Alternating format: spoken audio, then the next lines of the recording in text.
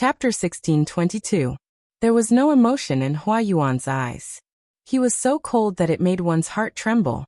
His aura made even the old physician, who was used to seeing life and death, tremble. He was an ordinary physician. He had spent his entire life practicing medicine and saving lives. No matter who his patients were or what status they had, he treated them all the same. Even though his medical skills were not low among his peers, the old physician felt that he was still far from being the leading doctor of his dreams. In order to live up to the promise he had made when he first entered the profession, he had never let his guard down for decades. He had never expected that the clean reputation he had maintained for most of his life would be destroyed by his own hands. This young man before him had threatened him with the lives of his entire family, and even his relatives. The old physician had no choice but to comply. He had struggled at first.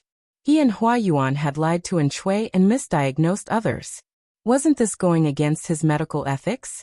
However, the old physician knew the consequences of going against Hua Yuan.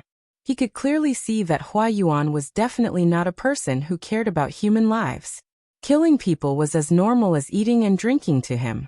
The old physician had experienced a mental torture. In the end, he had given up on his integrity and helped Hua Yuan commit evil deeds. He only hoped that after Hua Yuan achieved his goal, the other would be merciful, or find some conscience and spare the old physician's family. Even though the old physician was old, he wasn't blind. He knew one thing: the more one knew, the earlier one would die. If the old physician knew Hua Yuan's secret, would the latter let him live? Clearly this was impossible. The old physician knew that he would die after this. Do you have a secret formula for aiding pregnancy? Hua Yuan leaned against the medicine cabinet and watched the old physician write down the formula. He suddenly asked, scaring the old physician so much that his hands trembled. Aiding pregnancy, this? The old physician said awkwardly. Duke Duoshi's body looks no different from an ordinary man's, and he can even sleep with women. However, his seed is dead. No matter how fertile the soil is, a dead seed can't germinate. Even though the old physician had many accomplishments in this field and had cured many men with fertility problems in the past, he really could not do anything about Shui's situation.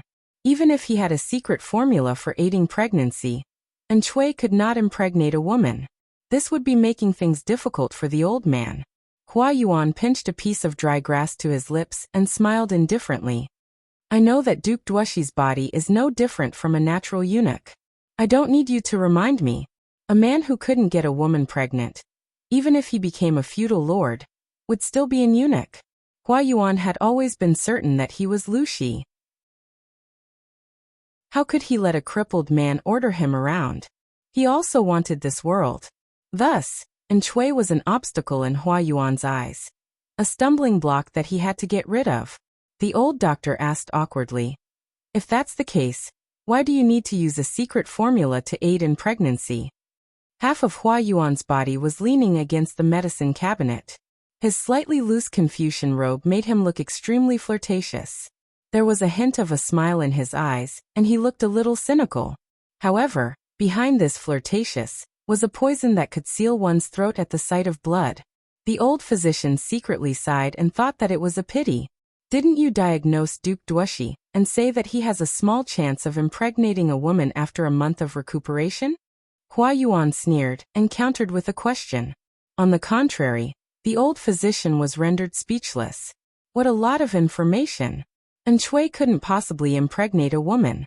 If Hua Yuan's secret formula to aid in pregnancy made Shui's woman pregnant, from this, it could be deduced that the child in her belly would definitely belong to old Wang next door. Shui was going to be cuckolded. The old physician secretly clicked his tongue. As a physician, he was used to seeing birth, aging, sickness, death, and disputes. Some of the fights and tricks of the rich were even more complicated and bizarre than what was described in the novels of the common folk. Art came from life and was above life.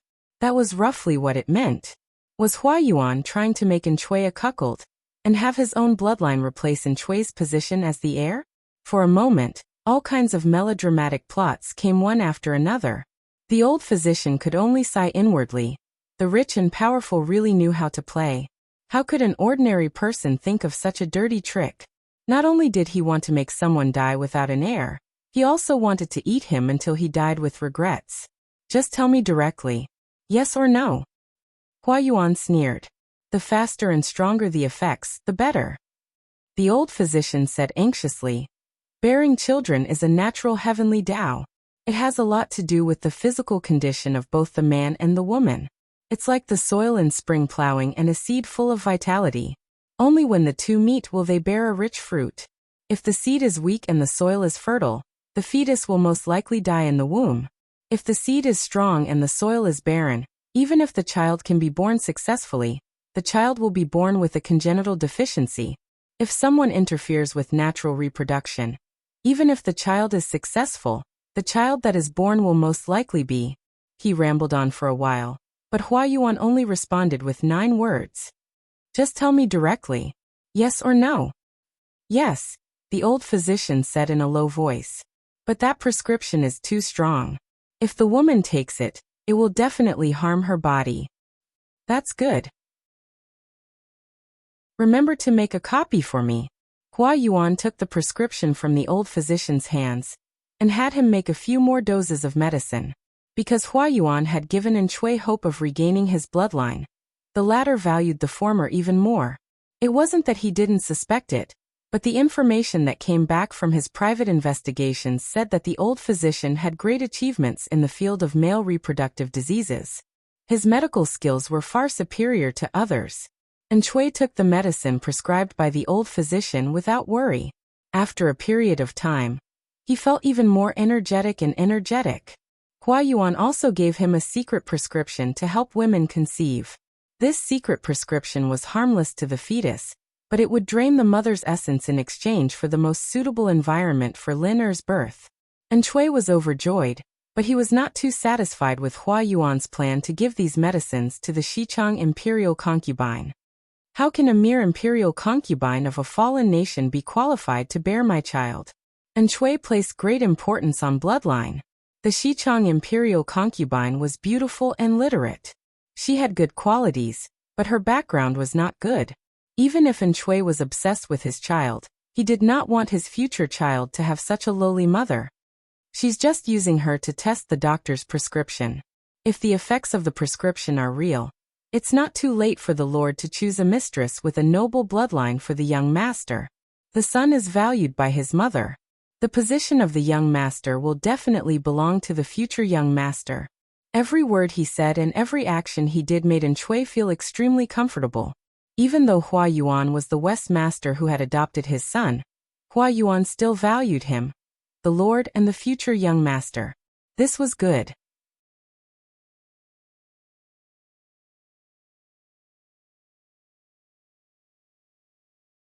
Chapter 16:23. Shui took the medicine according to the doctor's instructions. He even asked Hua Yuan to give the medicine to the Xichang emperor's concubine, who drank it 3 times a day. The Xichang emperor's concubine didn't know that Shui was infertile, nor did she know what kind of ferocious effects the medicine she drank had. She was living under someone else's roof and had to obey. Recently, however, Shui had been more excited than usual when he slept with her. She couldn't take it. She had a tiny bit of hope in her heart. If she could get a boy, when Shui had a son, wouldn't the heir be her son? Because of these thoughts, the Xichang emperor's concubine had become more tender and attentive to Shui. Shui didn't mind giving her more love. No one knew that all of this was planned by Hua Yuan. He was playing a very big game of chess, a game that no one could figure out even if they racked their brains. No one knew that suggesting Shui to withdraw his troops and give up 2 prefectures to Jiangpingji was also part of his plan. Not only was it to deplete Jiangpingji's rations, but it also had a deeper meaning. To stall for time and buy more time for his plan. What was Hua Yuan's plan? Was he just trying to make his lord a cuckold? No, he wasn't that vulgar. Other than himself, only 2 people could see through Hua Yuan's plan. One was the old doctor whose life was in Hua Yuan's hands. The old doctor knew that Hua Yuan was going to make Shui a cuckold. The other was Hua Yuan's favorite in the eyes of outsiders, the Xichang prince. Not only did the Xichang prince know that Hua Yuan was going to make Shui a cuckold, but he also knew exactly how. Speaking of which, the Xichang prince still had some pride in his bones. Because of this pride, he had underestimated the chaotic world outside of Xichang. He had run into a wall with Jiangpingji. Unwilling to give up, he had come to Anshui to try his luck. In the end, he had lost himself and his sister. When he found out that Anshui's trusted aide, Hua Yuan, wanted to be a boy toy, he had almost fainted from anger. At this time, men were popular. It was very common for the sons of rich families to keep a few prostitutes to relieve their boredom. Many of the rich Longjuan study attendants also played the role of servant girls. On one hand, she accompanied her Langjun to study and practice calligraphy, taking care of his daily life, and on the other hand, she warmed his bed and vented her lust. Of course, not every study boy was like this, but this phenomenon was very common in the circle of aristocratic families. He had said a lot of nonsense just to show that masculinity was really common in this era. Other than the fact that no man would marry another man openly, it was almost the same as an ordinary married couple. Many legal wives and concubines would only be able to carry on the family line when faced with such a shameless man. In the words of the viewers in the livestream room, this was probably the rumored true love. The Prince of Xichang was in despair. He thought that he was going to be subservient as well. He learned from the lowliest male pet and fawned on someone of the same sex. In the end, surprisingly, Hua Yuan did not touch him. Instead, he would often reveal a look of astonishment and disgust. As time passed, the Xichang prince forgot about the humiliation of being a male pet. He even felt a little angry. Was he that unattractive? Hua Yuan said harshly, "You're just a mortal, that's all. Have sex with you? I'm afraid of getting dirty." The Prince of Xichang was so angry that he almost fainted. Before the imperial family fell, he was also famous in the capital. How could he be considered an ordinary person? How much better was Hua Yuan? He actually thought that he was dirty? Hua Yuan could tell what was going on in his mind. He sneered and said, "The combination of yin and yang is the right way of human relations. You don't want to walk the water path, but walk the dry path that is used for the cycle of 5 grains. Isn't that dirty?" Hua Yuan, who firmly believed that he was Lu Shi, liked the opposite sex even though he was more manly than a woman. He had no choice. This body belonged to a man. She could only pinch her nose and accept it. Her sexual orientation also changed. He could not accept the dirty path that was used to get rid of filth. The Prince of Xichang was not afraid of rectal prolapse, but he was afraid of getting sick. After learning of Hua Yuan's thoughts, the Prince of Xichang was so angry that he fainted again. He was a prince. How could he want to be a male pet? Hua Yuan, this lowly commoner, really thought that he was someone important. Soon, he knew that instead of feigning civility with such a person, he would rather be a male pet that was subservient. One day, Hua Yuan made a request to the Prince of Xichang that made him shudder. The Prince of Xichang was stunned for a long time. What did you say?" The Prince of Xichang was so scared that his face turned pale. Disgust and disgust were written between his brows. He looked at Hua Yuan not as if he was looking at a person, but as if he was looking at a ghost. "My sister and I are siblings from the same mother, but you want me to. She is your lord's concubine. You instigate another man to have an improper relationship with her. It looks like you have a lot of complaints about your lord." He did not hear wrong. Hua Yuan, this crazy man, actually wanted him to do something that would cause disharmony with his own sister. Not only that, he also wanted her to get pregnant. "You're crazy." However, Hua Yuan looked at him with a gaze that seemed to be able to see through his heart. "What are you laughing at? It's quite interesting to hear this from you," Hua Yuan said disdainfully. "Does the so-called royal family also care about human relations?" The people of this era were obsessed with bloodlines. The gentry clans were so. The royal family, which was regarded as nouveau riche by the gentry clans, were even more obsessed than the gentry clans. In order to ensure the purity of the bloodline, it was very common for close relatives to marry. It was even more common for the royal family to have sexual relations in private. The Xichang royal family, which was not particular about their origins, was so resistant to having sexual relations between siblings. It was an eye-opener for Hua Yuan. Hearing the mockery in Hua Yuan's words, The Xichang prince was both angry and angry. Hua Yuan laughed. If I were you, I probably wouldn't make such a foolish choice. You're saying I'm stupid? Compared to Hua Yuan, who had schemed against An Chui at some point, the Xichang prince was ashamed of his inferiority, but he was not stupid. Is it not stupid? This is a ready-made and only chance for you to escape from the situation of being looked down upon by others. If I were you, I would firmly grasp this opportunity and escape from the current predicament before making other plans. If the child in the Empress concubine's belly is yours, no one but you, the Empress concubine, and me will know. Everyone will only think that the child is Duke Duoxi's. In this situation, the only obstacle that can stop you is Duke Duoxi's adopted son. Once the adopted son dies, the future position of young master can only be inherited by a child with pure Xichang blood. Hua Yuan's words both tempted and frightened the Xichang prince. What kind of heart did this person in front of him have? The son is weak, but the mother is strong. If something happens to Duke Duoxi, won't you be the one to reap the benefits? The Xichang prince endured his chattering teeth and said, the one to reap the benefits is clearly you.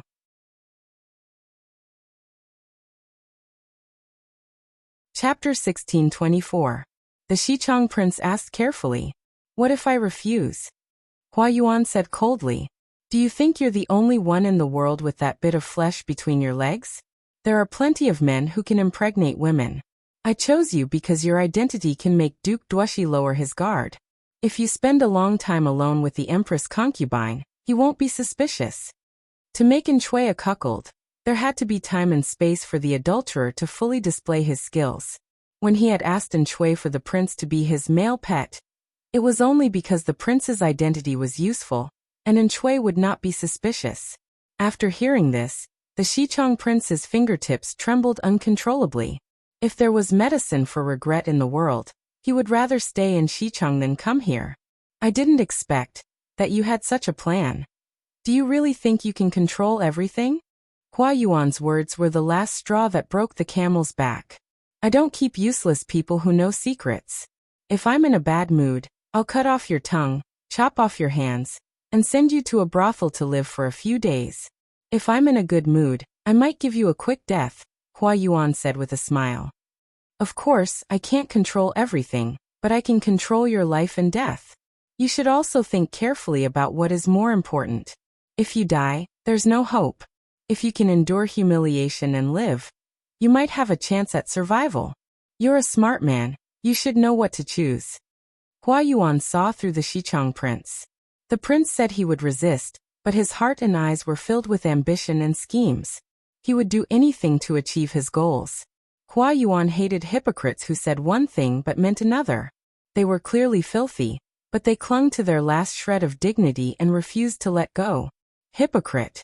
What Hua Yuan wanted to do was to peel off this disgusting fake skin and expose the ugly face behind it to the light of day.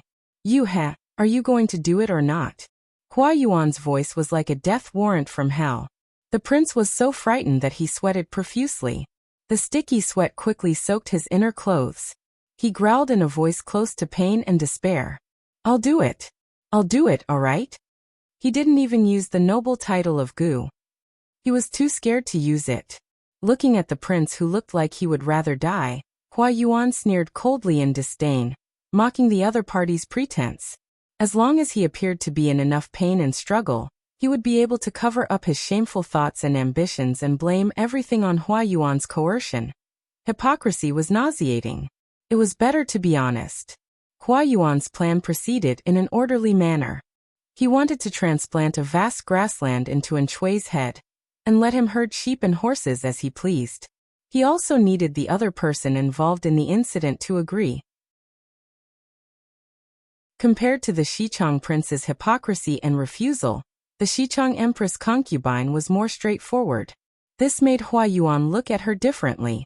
Of course, this was also related to Hua Yuan revealing to her that An Chui was infertile. Her inability to bear children meant that she would always be a tool to war man's bed. Her usefulness was even shorter than her youth. Once her beauty faded, An Chui would no longer care about her, and others would forget about her. The empress concubine was just a concubine to war man's bed. A weak woman who could not control her own fate. Not every woman in the world could transform into a superior person like Lu Shi, let alone become a leader of the world like her. Most women could only be like rootless duckweed, suffering the torment and destruction of a chaotic world. The more beautiful a woman was, the more dangerous her situation was. Men proved their strength by conquering them. Women relied on jealousy and fighting for men's love as their capital. And Shui could not impregnate anyone. This was equivalent to cutting off the Empress concubine's future and hope. She agreed to Hua Yuan's plan. She could only cry silently in the dead of night. She did not understand why some women could live lives that made all women in the world envious and jealous, like Jiang Pingji, while others had their fates manipulated by others. She was the high and mighty Empress concubine of Xichang. How had she fallen to such a state? Hatred and jealousy twisted her heart so tightly that she almost could not breathe. How unfair fate was. She thought she was talented and learned, and her ambition was no less than a man's. If she had Jiang Pingji's starting point and had so many loyal followers, she would not have done any worse than her. It was a pity that these assumptions would never have the chance to come true. Jiang Pingji did not know this. Even if she knew, she would not care. Those who did not attract jealousy were mediocre. She was so outstanding and powerful. If she did not attract jealousy, did it not mean that she was still mediocre? Compared to other things, she preferred to go hunting, barbecuing, winter swimming, and catching fish in the winter. None of these interests seemed to have anything to do with official work. Won't your subordinates rebel when you do this? Yang Tao had a thick fox fur cloak draped over his shoulders. His feet were propped up on the side of the boat. Half of his feet were submerged in the cold river water. If one looked closely, they would see that Yang Tao's upper body was naked. He only wore loose pants that covered his body. His long hair was wet. He had just climbed out of the river. His winter swimming partner was still underwater. Who was Yang Tao's winter swimming partner? No one would believe it, but it was his former nemesis and current superior, Jiang Pingji. You'll get used to this kind of thing. Jiang Pingji dove into the water. She swam close to the surface of the water for 2 to 3 feet. She was like a female demon born in the river. How can I get used to it? Yang Tao almost choked from laughing. Different people have different fates. If it was Xiaoyang, he would have torn me apart. They also want to tear me apart, but they can't beat them. Jiang Pingji emerged from the water and smiled. They'll be thankful that I don't cause trouble for them. Zixiao and the others will help me deal with the unimportant documents and pick out the ones that I have to read personally. Master Lu's words seemed to be a little twisted. Yang Tao smiled and reached out to her. He used a little strength to pull her up. Jiang Pingji picked up the cloak and wrapped it around her body. She raised her hand and tucked her long hair behind her ears. The two of them brought their guards to swim in the river. Yang Tao was a good swimmer. He did not expect Jiang Pingji, who grew up in the north, to be so good. He was tired from swimming and climbed onto the boat to rest. Jiang Pingji was still jumping around in the water. He wondered if she could swim all the way from downstream to upstream with her physical strength. This isn't twisted logic. This is the truth. The salted fishes were excited to see their former rivals get along peacefully. But what was more exciting was Yang Tao's figure. Naidita. Even though I used to be a die-hard fan of Beauty CI, I want to climb the wall after seeing Yang Tao's angelic figure. Qingfeng Banshui. You don't show off when you're wearing clothes. When you take them off, your hormones are about to overflow.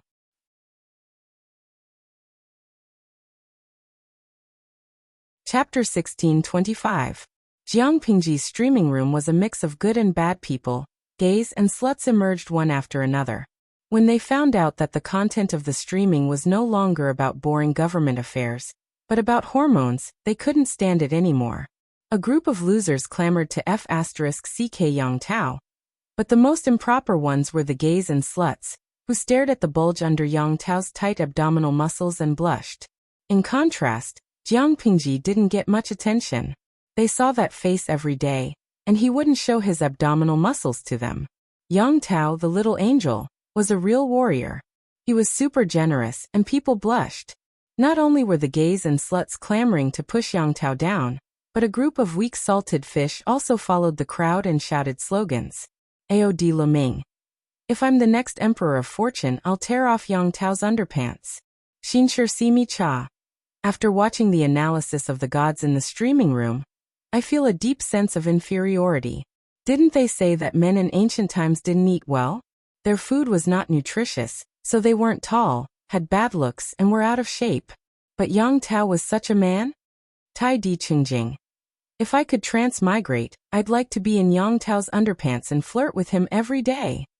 Jiang Pingji looked at the group of people who did not have the slightest AC and shook her head secretly. Yang Tao could lift them up with one hand, spin them around twice, and then throw them out. Who gave them the confidence to push him down and say they were going to F***ck him? Jiang Pingji's control of her expression was as pure as fire.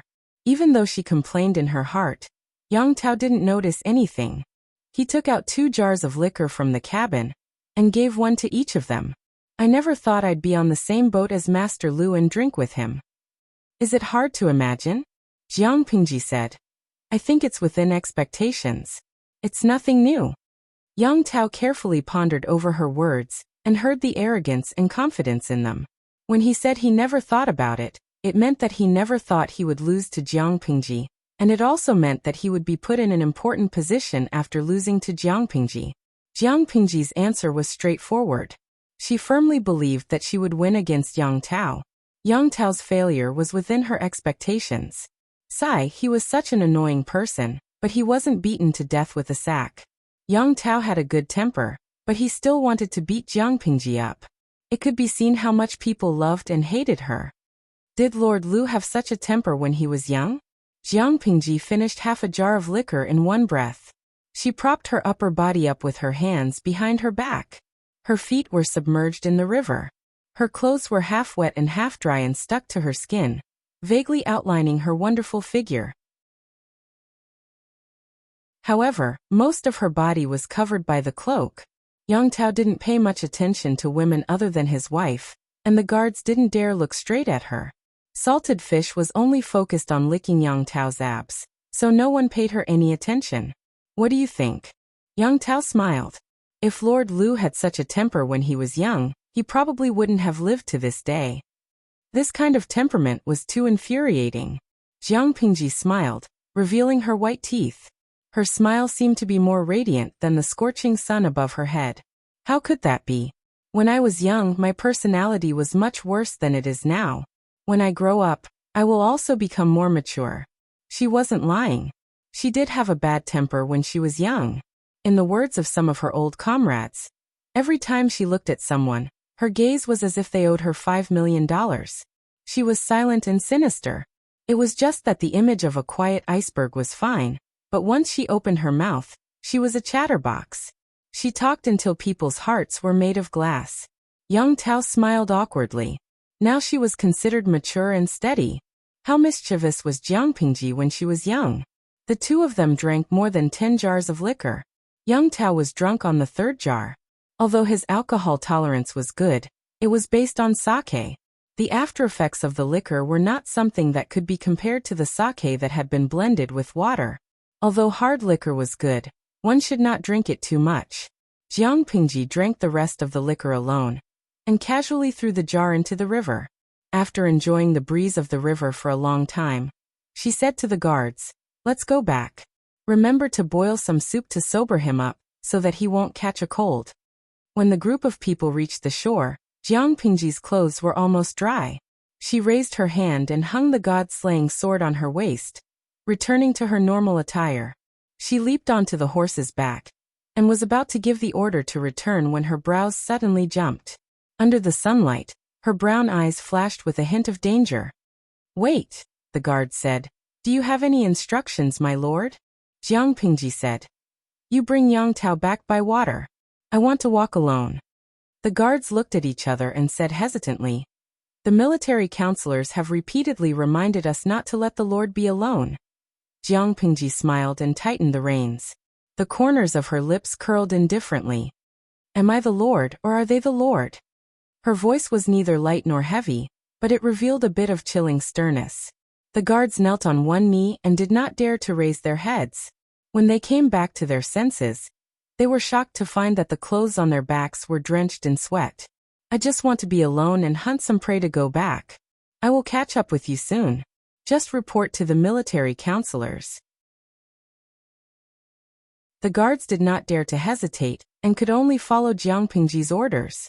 They did not have the guts to ask Jiang Pingji why she sent them away to hunt alone, but the salted fish were not afraid. Jiang Pingji said, "There is an ambush ahead. If they follow me, they will only drag me down. Other than dying, they will not contribute anything else." She did not hide her disdain. The salted fish were speechless. There was an ambush nearby? To be precise, there was an ambush in the forest ahead. Everyone knew that Jiang Pingji was a maverick lord. She loved hunting and drinking. Every time she was free, she would bring people to hunt. It was common for her to hunt alone. She dared to do so because she was skilled and daring. There were people in this world who could assassinate her, but those people were in another world. Based on the combat power of this world alone, she had never been afraid. But others did not think so, especially the enemy. Guikai Guofengxiu. I suddenly have an idea. If someone prophesied that she is light and unprepared, although he has millions of men, he will be walking alone in the central plains. Like an assassin lying in ambush, he will be alone. In my opinion, he will die in the hands of an ordinary man. He will probably be slapped in the face? Tudufecio. Humph, how is it probably? He will definitely be slapped in the face. He will be so swollen that even his own mother can't recognize him. How could an assassin be enough for Jiang Pingji's combat power? If he did not bring a mighty army of more than 10,000, how could he touch the hem of her clothes? The salted fish closed their eyes and mocked Jiang Pingji.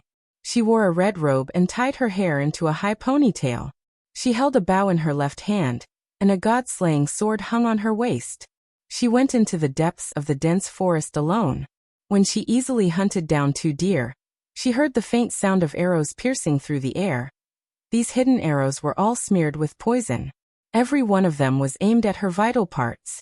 The assassin saw that she did not respond and was secretly delighted. But the corner of his mouth had just curled up halfway when he froze. Jiang Pingji, who should have been shot and fallen, did not fall. He took a closer look and saw that the other party was holding a familiar arrow in her right hand.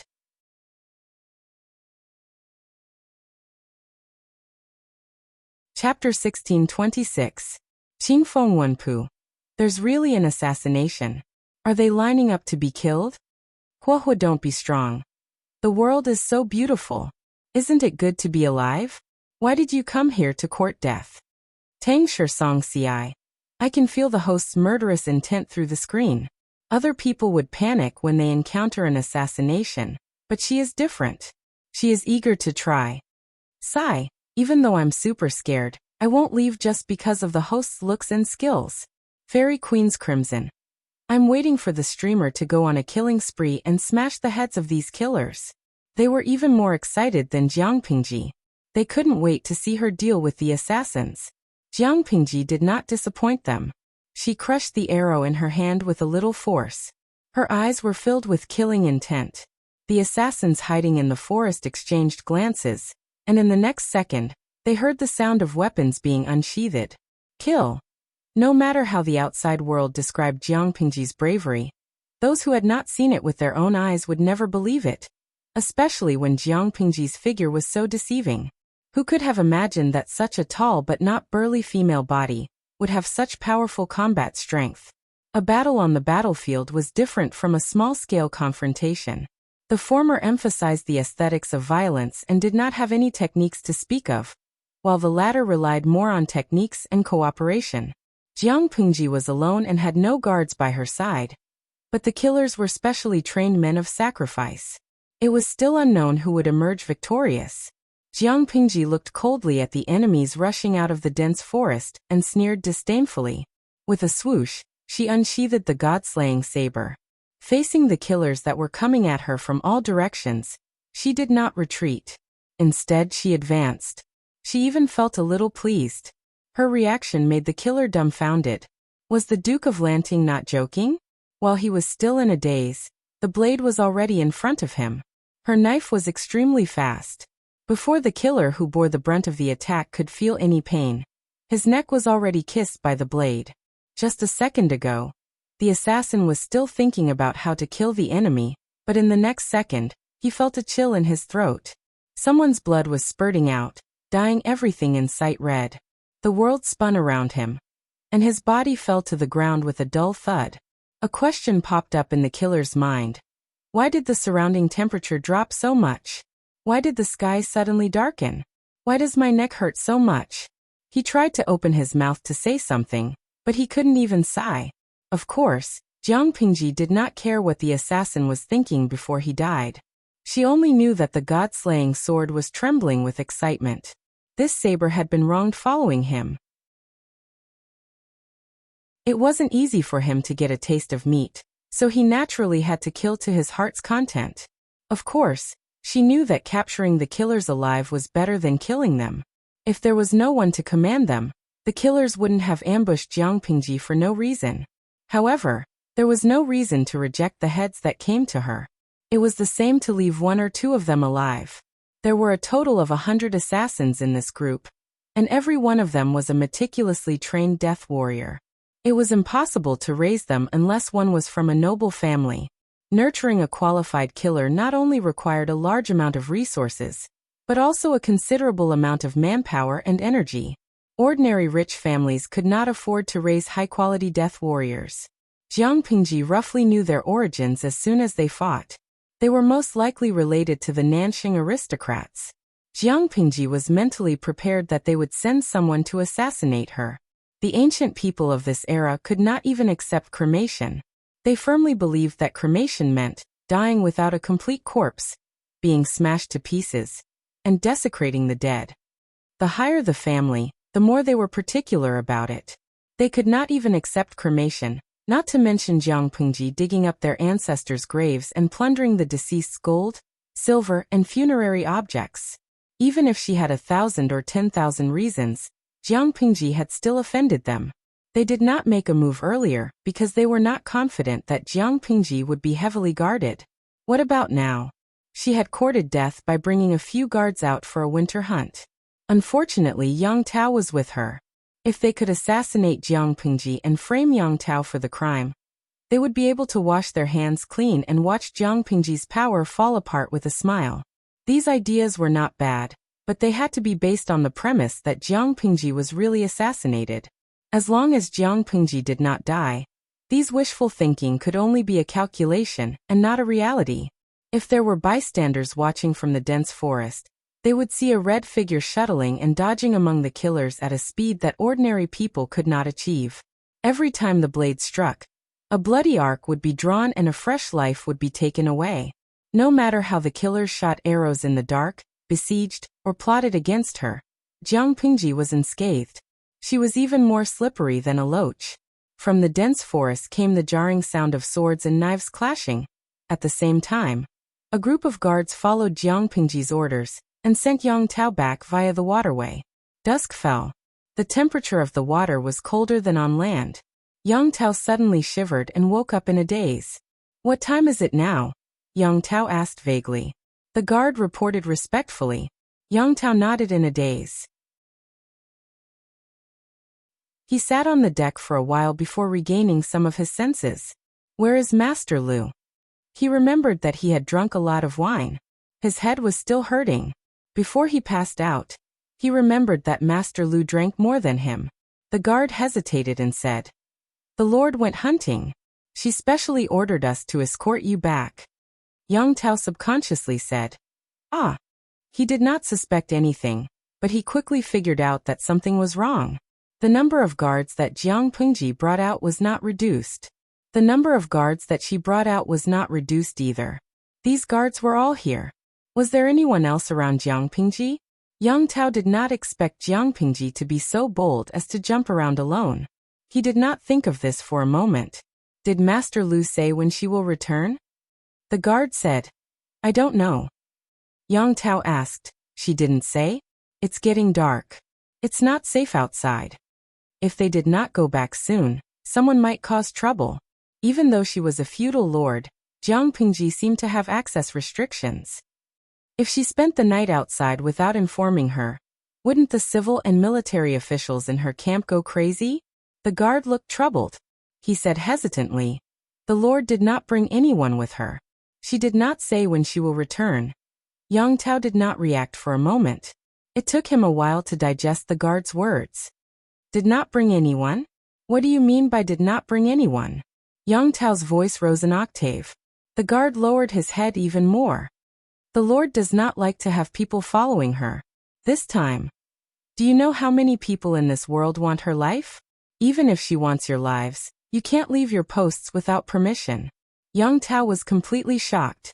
At the same time, he sobered up. His tone was stern, which was rare. Order Master Lu to turn around immediately.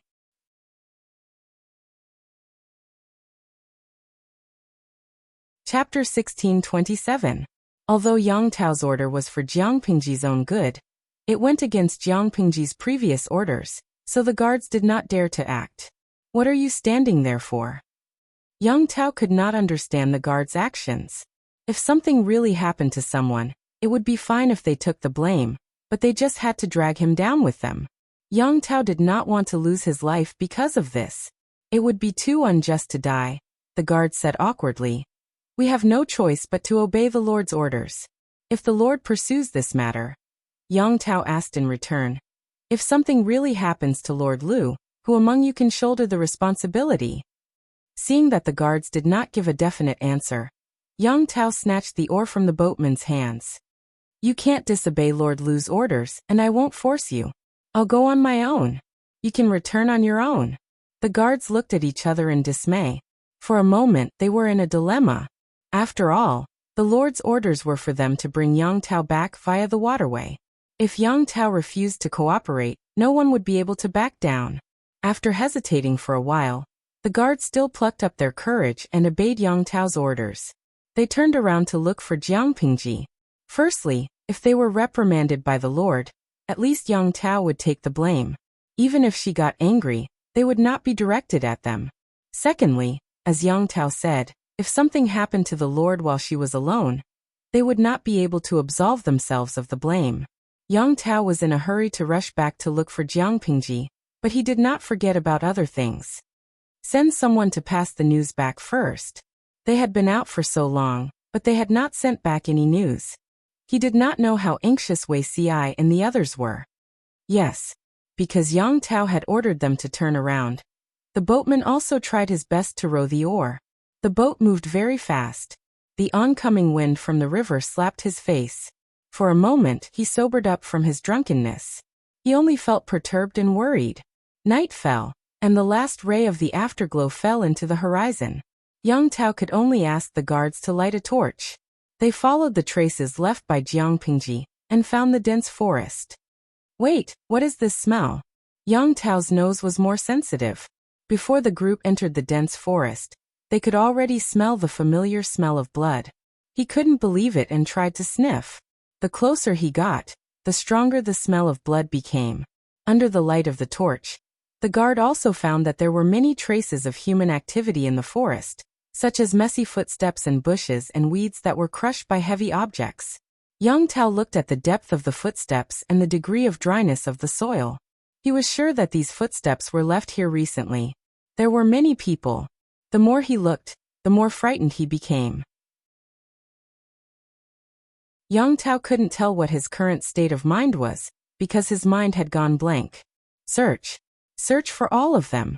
If he's alive, I want to see him. If he's dead, I want to see his corpse. Yang Tao was suppressing his emotions that were about to go out of control, but the hoarseness in his voice exposed his inner thoughts. Not long after, the guard came back to report that a corpse had been eaten by wild beasts in the forest. Yang Tao hurried over and found a few corpses on the ground that had been dragged and eaten by wild beasts. Heads, torsos, limbs, every part of the body with more muscle and fat had been eaten by the hungry beasts. The white bones under the skin and flesh were exposed. It made one's scalp go numb. The clothes of the deceased were also eaten by wild beasts, but from the remains of the skeleton and clothes, it could be determined that it was a man. It's not my lord. As soon as the guard finished speaking, Yang Tao replied, I'm not blind. I can tell if it's a man or a woman. Who are these people? Could they be men of sacrifice? He guessed correctly. The guard said solemnly. According to the traces left on these corpses, they are indeed well-trained men of sacrifice. These corpses haven't started to stink.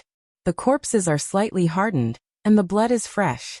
I estimate that they died less than half an hour ago. Less than half an hour ago? Didn't that mean that they died not long ago? Yang Tao's face was darker than the night. A group of men of sacrifice who had just died appeared here, and it happened to be a sensitive time when Jiang Pingji was alone. How could he not be worried? Whether it was Yang Tao or the guards, they all knew that Jiang Pingji had most likely been assassinated. However, there were no traces of her yet. They couldn't determine whether she was unscathed, injured and hidden, or unfortunately dead. He didn't dare to delay.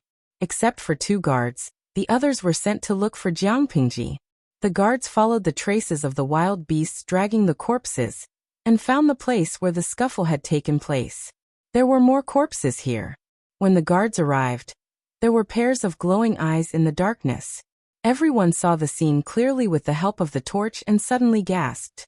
This was a group of wild wolves that hadn't eaten their fill since the beginning of winter. They were probably attracted by the smell of blood from the corpses, and ate their fill from the corpses. When the crowd approached, those with sharp ears could even hear the stirring sound of the wild wolves' sharp teeth gnawing on human flesh and bones. Probably because they had eaten their fill, the leader of the wolf pack didn't want to fight with the guards. The 2 sides were in a stalemate for a while. Then, with a howl, the wolf pack left. Looking at the pairs of glowing eyes disappearing into the darkness, 2 of the guards came back to their senses, and were shocked to find that they were covered in sweat. When the cold wind blew, their sweaty skin turned cold. It was so cold that they couldn't help but shiver. Yang Tao rushed over when he heard the news. Looking at the messy scene, his expression was extremely solemn. Did you find any traces of Lord Lu? The guard said. The fatal injuries on the men of sacrifice were all left by the long sword. Every slash was so neat and sharp. Only the god-slaying sword in the Lord's hand can do that. We checked the surrounding area for miles. Other than these men of sacrifice, we didn't find any traces of the Lord. Yang Tao said. Where is she? You didn't find Lord Lu? The guard hesitated for a while and said. Perhaps the Lord has already gone back? Yang Tao pointed at the corpses all over the ground and said. A rough estimate is at least 100 people. Do you think these men of sacrifice are useless? In his opinion, even if Jiang Pingji was still alive, she was most likely injured and hiding somewhere. They had to find her quickly. The leader of the guards blinked and said hesitantly, perhaps they are really useless. You're still arguing with me? Yang Tao was furious at the guards who were not skilled in their work. Jiang Pingji was one of the most powerful dukes in the world. Couldn't she find a group of professional and responsible guards? What are these meticulously trained men of sacrifice doing? What are you guys doing? Eating rotten rice? Hurry up and find them. He was so angry that he was going to have a heart attack. The guards had no choice but to continue their search. But they searched all over the mountain and found no traces of their lord.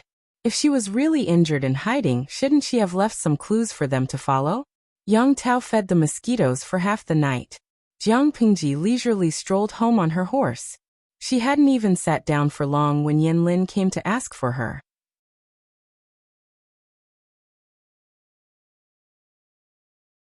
Chapter 1628. Jiang Pingji chatted with Salted Fish along the way.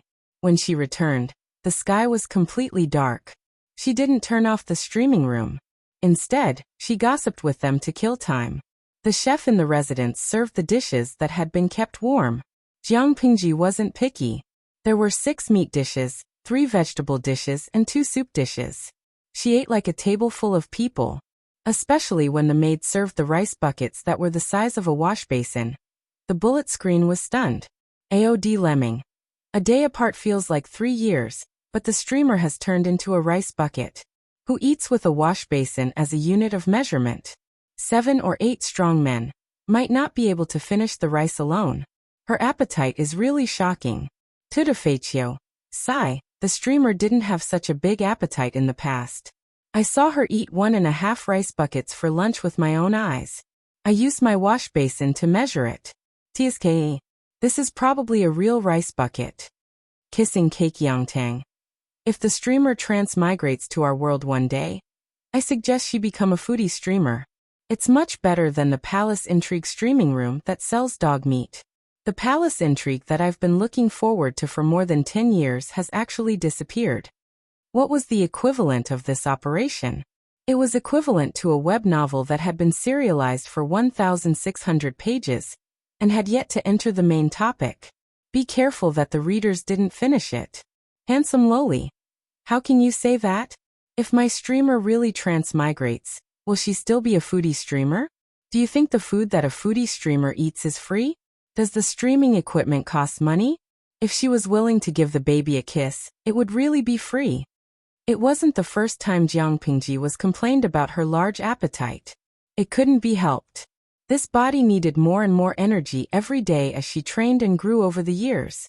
The energy contained in ordinary food couldn't keep up with the body's needs, so she could only rely on quantity to make up for quality.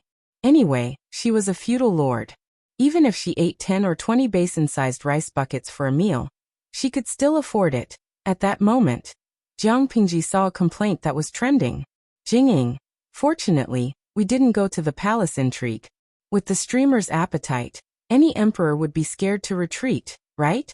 According to the Palace Intrigue dramas they watched, wasn't the empress a cat's stomach? Jiang Pingji's figure was indeed quite good, but she had a good appetite. Imagine if the emperor came to the back palace to have a meal with her. The emperor would reservedly eat half a bowl of rice, but Jiang Pingji would finish all the dishes and gobble down 2 buckets of rice. No matter how beautiful she was or how powerful she was, the emperor would be so scared that he wouldn't be able to get hard, right? Jiang Pingji was amused by the comment. If she didn't have enough self-control, she might have spat out the rice and affected her appetite. When they finished half a bucket of rice, a servant reported that Yan Lin was outside the manor and asked to see her. Jiang Pingji let him in. When Yan Lin arrived, he saw Jiang Pingji holding a bowl in her left hand and a pair of chopsticks in her right. The maids were scooping rice for her. Each bowl was piled high with rice grains. The man looked up at him with an innocent and confused look, as if he was asking Yan Lin why he was here. Have you eaten? Jiang Pingji asked familiarly, then immediately corrected herself. I mean, have you eaten? Yan Lin tried his best to ignore the empty rice bucket and said calmly, I've used it in the mansion. Oh, then why are you looking for me? Jiang Pingji didn't like people interrupting her when she was eating and disrupting the flow of her meal. Yan Lin said seriously, Do you know where Xiaoyang went? I heard that he went out with Xiaoyang this afternoon. The system in this era was a pain in the ass. An official's official was not necessarily an official's official. Yan Lin was loyal to Yang Tao, so he was Yang Tao's official, not Jiang Pingji's. Because of Yang Tao's special status, Jiang Pingji didn't mind calling him Lord, but Yang Tao felt uncomfortable, so he used Lord Lu instead. Of course, other than Lord Lu, others could also call her Lord of Liuzhou, Lord Lanting, or Lord Ming. There were many ways to address her, but Jiang Pingji's officials and generals all liked to call her Lord. They had gotten used to it after so many years. Yan Lin and the others followed Yang Tao's lead and called her Lord Lu. So Jiang Pingji let them be. I'll just make do with it. What else can I do? Jiang Pingji was surprised by Yan Lin's question. Xiaoyang didn't come back? I don't think so. He left before me, and he took the water route. Yan Lin looked serious. If I may ask, what did Lord Lu and Xiaoyang do in the afternoon? Jiang Pingji said, Drink. What else could they have done? Yan Lin was speechless. Jiang Pingji continued, Xiaoyang can't hold his liquor well. He got drunk after 2 jars of hard liquor. I asked the guards to escort him up the river and came back first. I took the land route and hunted some wild animals along the way. I caught 2 ungrateful animals alive and wasted a lot of time on the road. Calculating the distance, Xiaoyang should have more than enough time to take a bath and take a nap. Why hasn't he come back yet? Yan Lin said seriously, I've searched everywhere, but I still haven't found any trace of Xiaoyang. Jiang Pingji's expression changed. Did something happen to Yan Lin? Just in case, the ambushing death warriors not only set up an ambush in the forest, but also on the river? She put down her bowl and chopsticks and led Yanlin to find Wei Xi and the others. They were looking for Jiang Pingji as well. Why are you looking for me? Wei Xi, Fengzhen, and the others were livid. It was fine that his lord had slipped away, and it was fine that she had brought Yang Tao to swim and drink with him, but she had actually ditched her guards and was alone. Jiang Pingji was speechless. Oh no, she was exposed. After figuring out the whole story, Fengzhen and the others sent someone to inform Yang Tao, who was feeding mosquitoes in the forest, to come back. As soon as Yang Tao came back, they couldn't hide anything. For example, the Lord had ditched the guards and was alone. Or, the Lord had been ambushed by hundreds of men of sacrifice. Jiang Pingji was sitting in the main seat, but she had the illusion that she was being interrogated by 3 courts. She glared at Yang Tao, but he lowered his head and scratched the swelling on the back of his hand. The forest was too dirty. Even though there were no mosquitoes in this season, there were other insects. If one was not careful and got bitten, the skin that was exposed to the air would also swell. The more he scratched, the more itchy it was. Yanlin secretly passed him a small bottle of ointment. If General Yang hadn't come back, when would the Lord have told us about the ambush? Wei Xi seemed to be angry, and his aura was especially strong. Jiang Pingji was in the wrong, so she couldn't help but feel guilty. I was going to talk about it after dinner. Speaking of which, she hadn't finished her meal because of Yanlin's interruption. Wei Xi was choked by her answer. She was being ambushed by hundreds of men of sacrifice, and she was thinking about talking about it after dinner.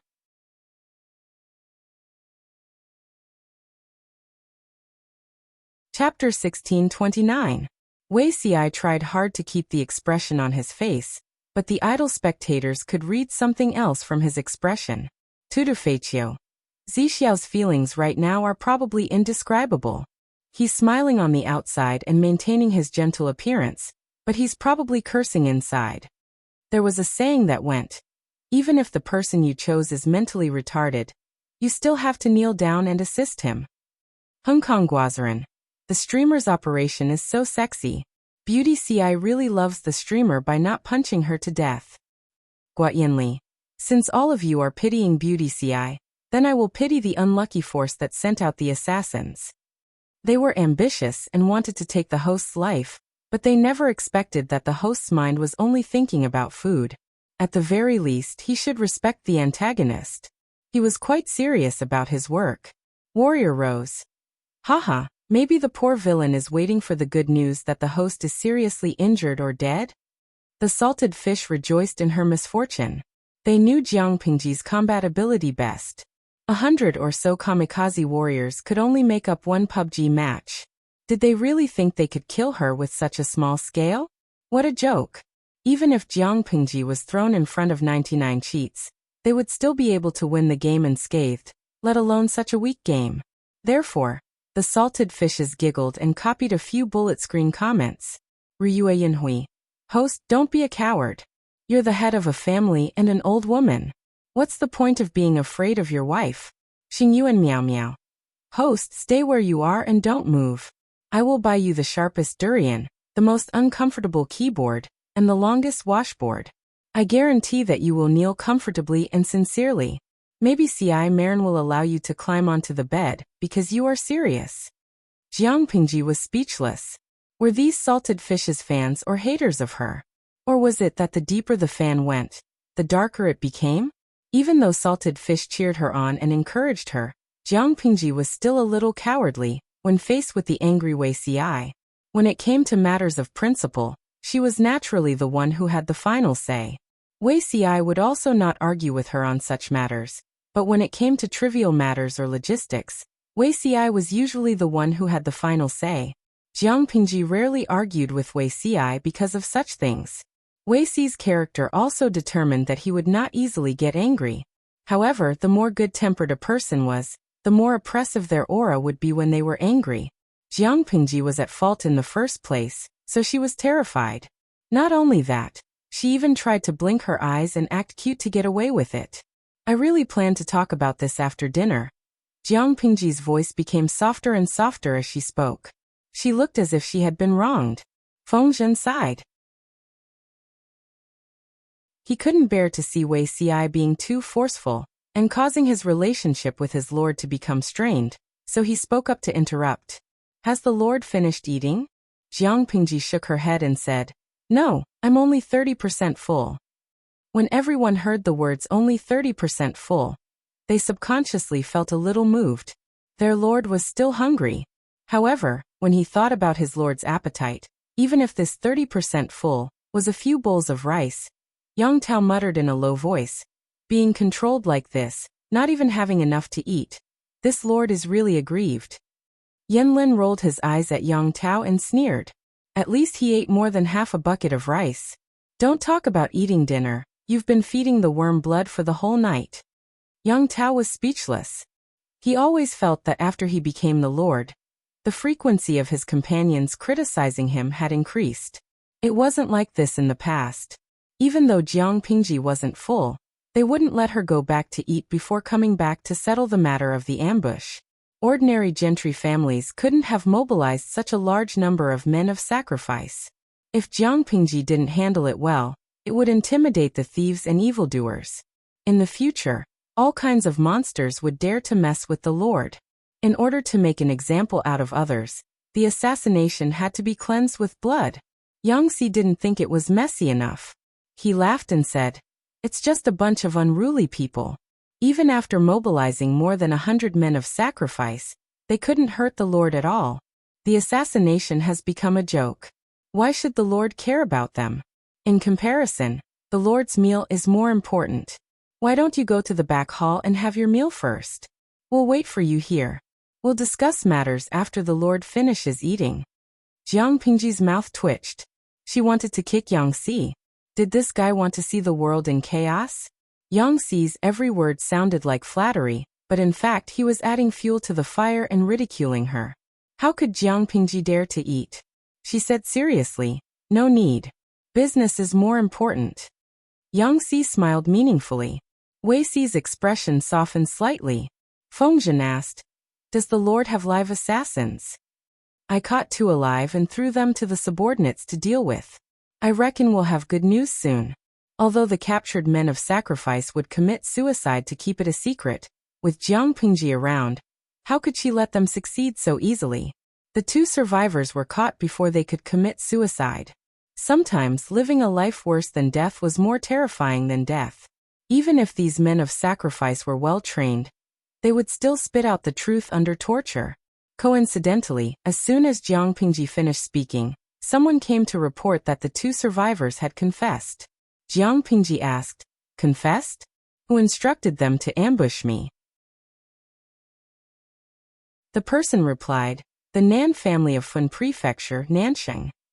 Jiang Pingji crossed her arms and asked uninterestedly, The Nan family?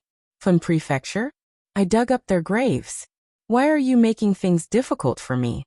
Wei Si and the others stared with their eyes wide open. How thick-skinned was their lord to ask such a question? Not only did you dig up their graves, but you also confiscated half of their savings. It would be strange if the Nan family didn't fight to the death. However, they couldn't say this out loud. After all, the lord still had to save face. Compared to Fengzhen and the others' brainless protection, Yang Tao and the others reacted more normally. They didn't dare to say it out loud, but they were still muttering in their hearts. Why? Because the order was given by Jiang Pingji, but part of the specific operation was done by Yang Tao's old subordinates, especially the confiscation of the family's assets. Although Yang Tao and the others had a good time, and took the opportunity to take revenge for the betrayal of the Nanxing aristocrats, they had also completely offended them. If not, Yanlin and the others wouldn't have called Jiang Pingji by her name in private. Yang Tao had offended the Nanxing aristocrats, and Dongqing had no foundation. The slightest possibility of rebellion was nipped in the bud. In the future, no matter how Jiang Pingji developed, Yang Tao could only rely on her. He couldn't have the heart to rebel. The Nan family of Fun Prefecture belonged to the aristocrats in Nansheng. They used legal and illegal means to enclose thousands of acres of fertile land. When starving people were everywhere in the outside world, their granary was so rich that it could fatten up countless rats. They had countless tenants under their name. Their savings couldn't even be compared to the former national treasury. Jiang Pingji gave them a knife. The fat she cut off was richer than that of the Tao family, who ran the illicit salt business. They were rich. If Jiang Pingji didn't take advantage of them, who would she take advantage of? They jumped back and forth between her and the other feudal lords. She just took the opportunity to confiscate half of their family's assets and dig up a few graves. That was enough. Digging up graves was indeed immoral. Unfortunately, she was a penniless bandit. She did unusual things at unusual times.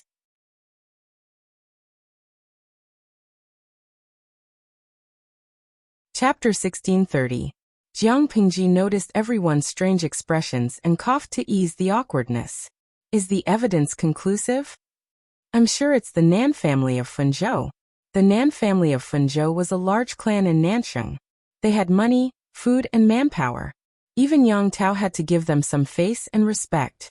In layman's terms, the Nan family of Fenzhou was a sponsor and an investor. They were a proper financial backer. Who wouldn't show some respect to a financial backer? Jiang Pingji didn't play by the rules. She offended the Nan family of Fenzhou as soon as she arrived.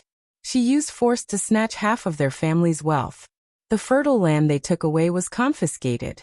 Even their ancestors' graves were repeatedly raided. Even a clay figurine would have some anger, let alone the Nan family. The Nan family was furious. Naturally, they planned to kill Jiang Pingji. They checked Jiang Pingji's schedule in advance, bribed their spies, and arranged more than 100 kamikaze warriors along the way. Jiang Pingji didn't know about all this beforehand. No matter how clear she was, she couldn't control every Tom, Dick, and Harry. It was inevitable that there would be omissions. The Nan family could set up this ambush without alerting her. Her arrogance was partly to blame, but it was mostly due to the Nan family's calculations. If Jiang Pingji didn't have the ability to fight 100, it would be a dead end for any other feudal lord. Of course, on the other hand, she dared to be so reckless because she had such strength. If others imitated her, they would most likely die without a trace. If it was another feudal lord, the Nan family's plan would have succeeded. Wuxia asked, "How do you plan to deal with them?" The words of the kamikaze warriors can't be trusted. Send someone to investigate again. If it's really the Nan family. Jiang Pingji suddenly laughed softly. Her lips opened slightly, revealing a few white teeth. There was an inexplicable white killing intent. If we don't kill them, are we going to keep them alive for the new year? If she didn't let the people of Nansheng see the consequences of trying to kill her, they wouldn't learn their lesson. Exterminate the clan? Exterminate them. No one objected to Jiang Pingji's decision.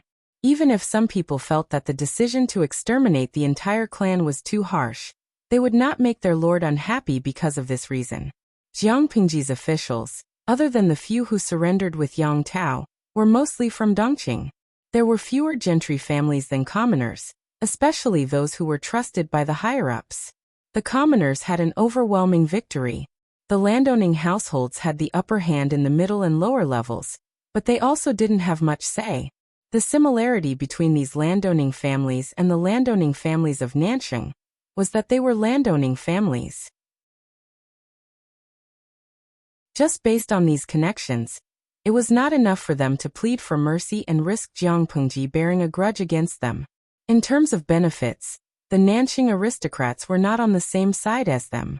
To sum up, if the clan was exterminated, then so be it. They weren't the ones being exterminated anyway. The Nan family's ending was decided in a few words. Next, it was time to settle the debt of Jiang Pingji's solo activities. Wuxia and the others did not say anything harsh. They did not even criticize Jiang Pingji. Instead, they reprimanded her until she hung her head low like a teacher. If it weren't for the fact that she was the lord, Jiang Pingji really doubted that these people would ask her to write a guarantee. Why do I feel that in their eyes, my solo activities are more serious than the assassination this time? When Jiang Pingji's stomach was rumbling with hunger, she ate the cold dishes that she had not finished before. Including dinner and supper, there were a total of 3 big buckets of rice. It was already very late. She rarely streamed until so late. The salted fishes had watched her make a fool of herself the whole night, so she forced them to watch her eat. The guys in the streaming room were always full of golden sentences. Oh Shishu. If you were obedient and didn't stray from the group, the assassination would only happen once. However, you've always been unrestrained. In the future, you'll definitely encounter more than one assassination. Comparing the two, it's naturally more important to control you. Although the streamer is skilled and bold, Wuxia and the others won't condone you endlessly if you act so recklessly, right? As time goes on, there might be people who can't stand it and become dissatisfied. The salted fishes joked around, but they were also very serious in their suggestions. Ancient strategists were a group of impenetrable goblins. They were very good when they were good, but if something did not go their way, they would simply turn their backs on you. The thinking of strategists was different from that of ordinary people. It was not impossible for them to rebel because they could not stand Jiang Pingji's actions. For example, there was a certain strategist in history who had a bad temper with his boss. He could not stand the boss's actions, so he jumped ship and trampled on her. There was often only a thin line between true fans and haters. If Jiang Pingji continued to court death, it was hard to guarantee that there would not be fans who would turn against her. In fact, many salted fishes in the streaming room had fans who turned against her. They used to love Jiang Pingji very much, but later, because of some unforeseen events, they hated her very much. These salted fishes were like this even across dimensions, let alone people who were in close contact with Jiang Pingji's bad habits every day. Jiang Pingji asked, "Is it that serious?" Many salted fishes who had entered the workplace told her with certainty that it would. If they had such a casual boss, even if the boss was powerful enough to defy the heavens and the earth, they would still jump ship after a long time. It was true that Jiang Pingji was the lord, but she could not let her subordinates accept her unconditionally. The salted fish's words made sense. Jiang Pingji sighed and scratched her head in frustration. In the end, she chose to calmly reflect. One of her strengths was that she was not stubborn. If she was wrong, she was wrong. She would not make trouble out of nothing and insist that she was right. As she reflected, she realized that Wuxia was really angry. The crowd dispersed. He did not look for her like he usually did, nor did he help her sort out the documents for the next day. He did not even look at her. Even though such awkwardness would not last long, Jiang Pingji was still not used to it. "You Abba. You should." Jiang Pingji knew that the old chief was lurking in the streaming room. She could not help but cover her face and say, "Am I that bad? You Abba. What do you think?" Jiang Pingji lay on the porch, her limbs spread wide as she basked in the moonlight. "I'm quite suspicious now. Why did you choose me as your successor back then? After all, I do have a lot of problems. You Abba. It's rare that you, who always defy the heavens and the earth, would have doubts about yourself." Jiang Pingji choked. "You Abba. Because the flaws do not obscure the gems. You do have a lot of problems, but the 7th Legion is a combat legion, not a logistical legion. The main role of the legion leader is to command and motivate the troops. Didn't you do that well? I didn't ask you to become one with the soldiers or love them like your own children, right? You just have to lead them to victory on the battlefield." "But," Jiang Pingji said, "that way, I can be the commander of a combat legion, but I can't become the marshal, right?" "Your Abba. Thank God. At least you know your place." Jiang Pingji could not help but facepalm. "I suddenly realized something. You once said that this was a test for me to inherit the position of marshal. If I only captured the system and made a great contribution, but my personality didn't change, I would only be rewarded with a great contribution at most. Wouldn't the position of marshal still be mine?" "You Abba. Congratulations, blind student. You've discovered something." Jiang Pingji was speechless. For all, who was the one who painted a big picture for me?"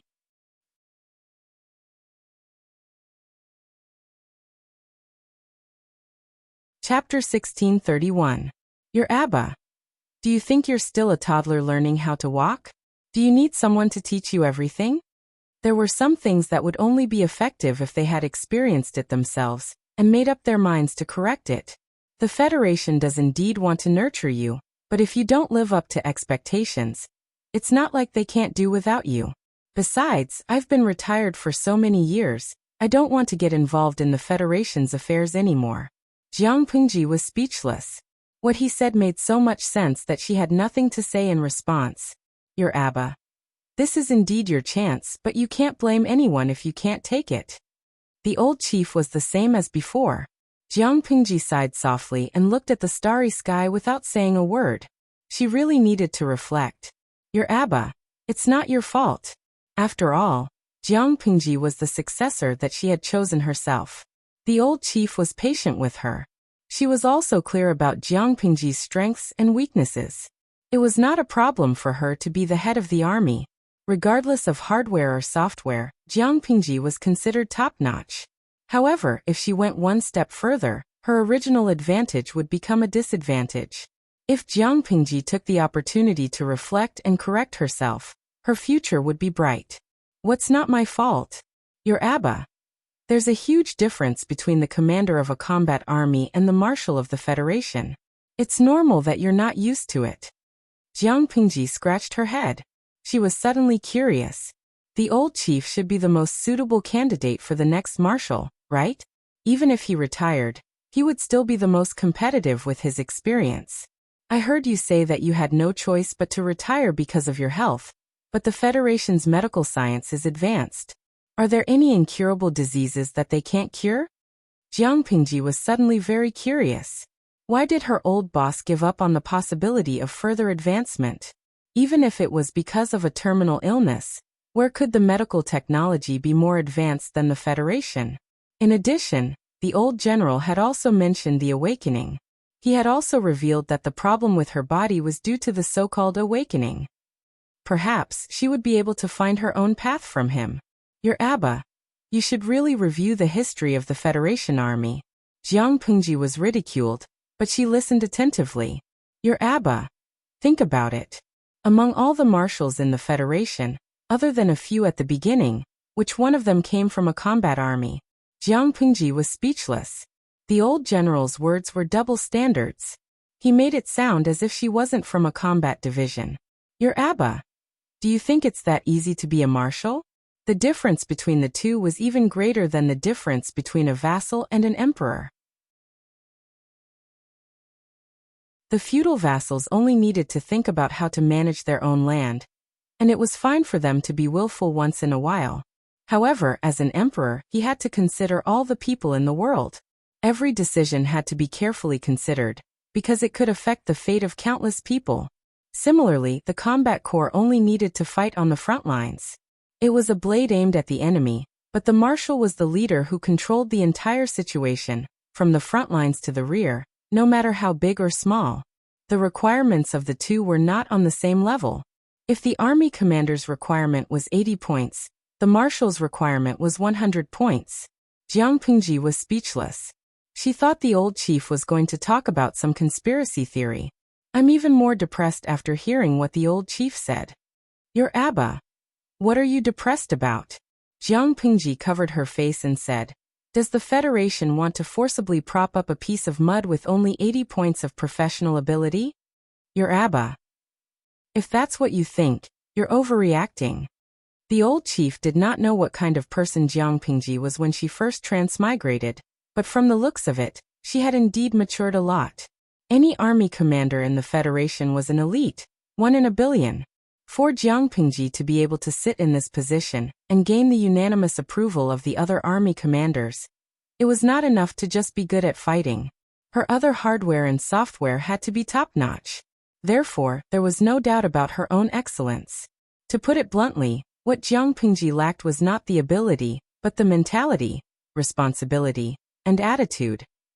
If these were complemented, and the Federation trained and polished her for a few years or more, she would basically be qualified to be a marshal. For example, Jiang Pingji acted alone this time. Even though her original intention was to reduce the casualties of the guards, she put herself in danger. Even though the men of sacrifice could not harm her at all. No matter what, her actions brought worry and trouble to her subordinates. They were sincerely assisting her, but she treated them with such a childish attitude. Sooner or later, something bad would happen.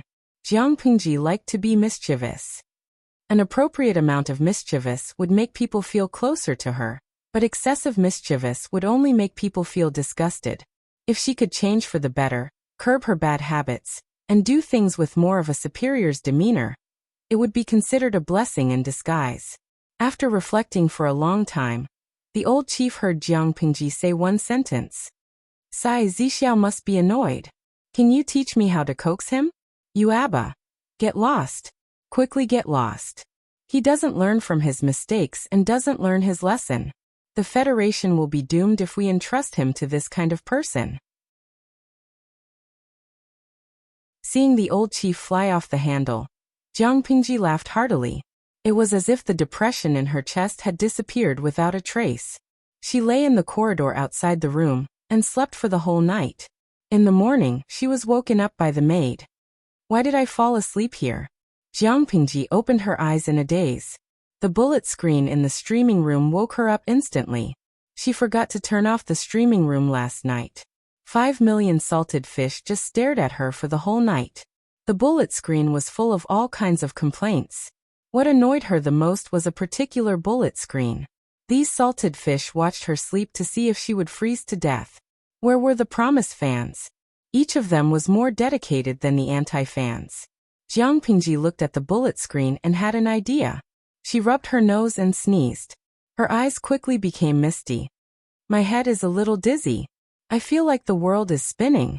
She didn't like people guarding outside the bedroom door when she slept. Most of them were outside the courtyard. Therefore, no one realized that Jiang Pingji slept in the corridor the whole night. It was very normal for her to fall sick in such a cold weather. That's right. She planned to use the trick of injuring herself to gain sympathy. Life was like a drama. It all depended on one's acting skills. Jiang Pingji was as strong as an ox. She had never been sick since she was young, but it didn't mean that she couldn't pretend to be sick. During her years as a genetic warrior, disguise was a compulsory course to assist in some assassination missions. Relying on her exquisite disguise, even the doctor was fooled. Wuxia and the others rushed over the moment they heard the news. Of course, Jiang Pingji wouldn't say that she slept outside in the middle of the night. She only said that she caught a cold when she woke up. The first reaction of Wuxia and the others was to question her. When they saw that she was so sick that her face was flushed and her eyes were bloodshot, their words were stuck in their throats. The salted fishes were dumbfounded by what they saw. Doesn't the streamer's conscience hurt to lie to the little angel? It turned out that pretending to be sick and weak was very effective. Everyone had some opinions at first, but now they were worried about her.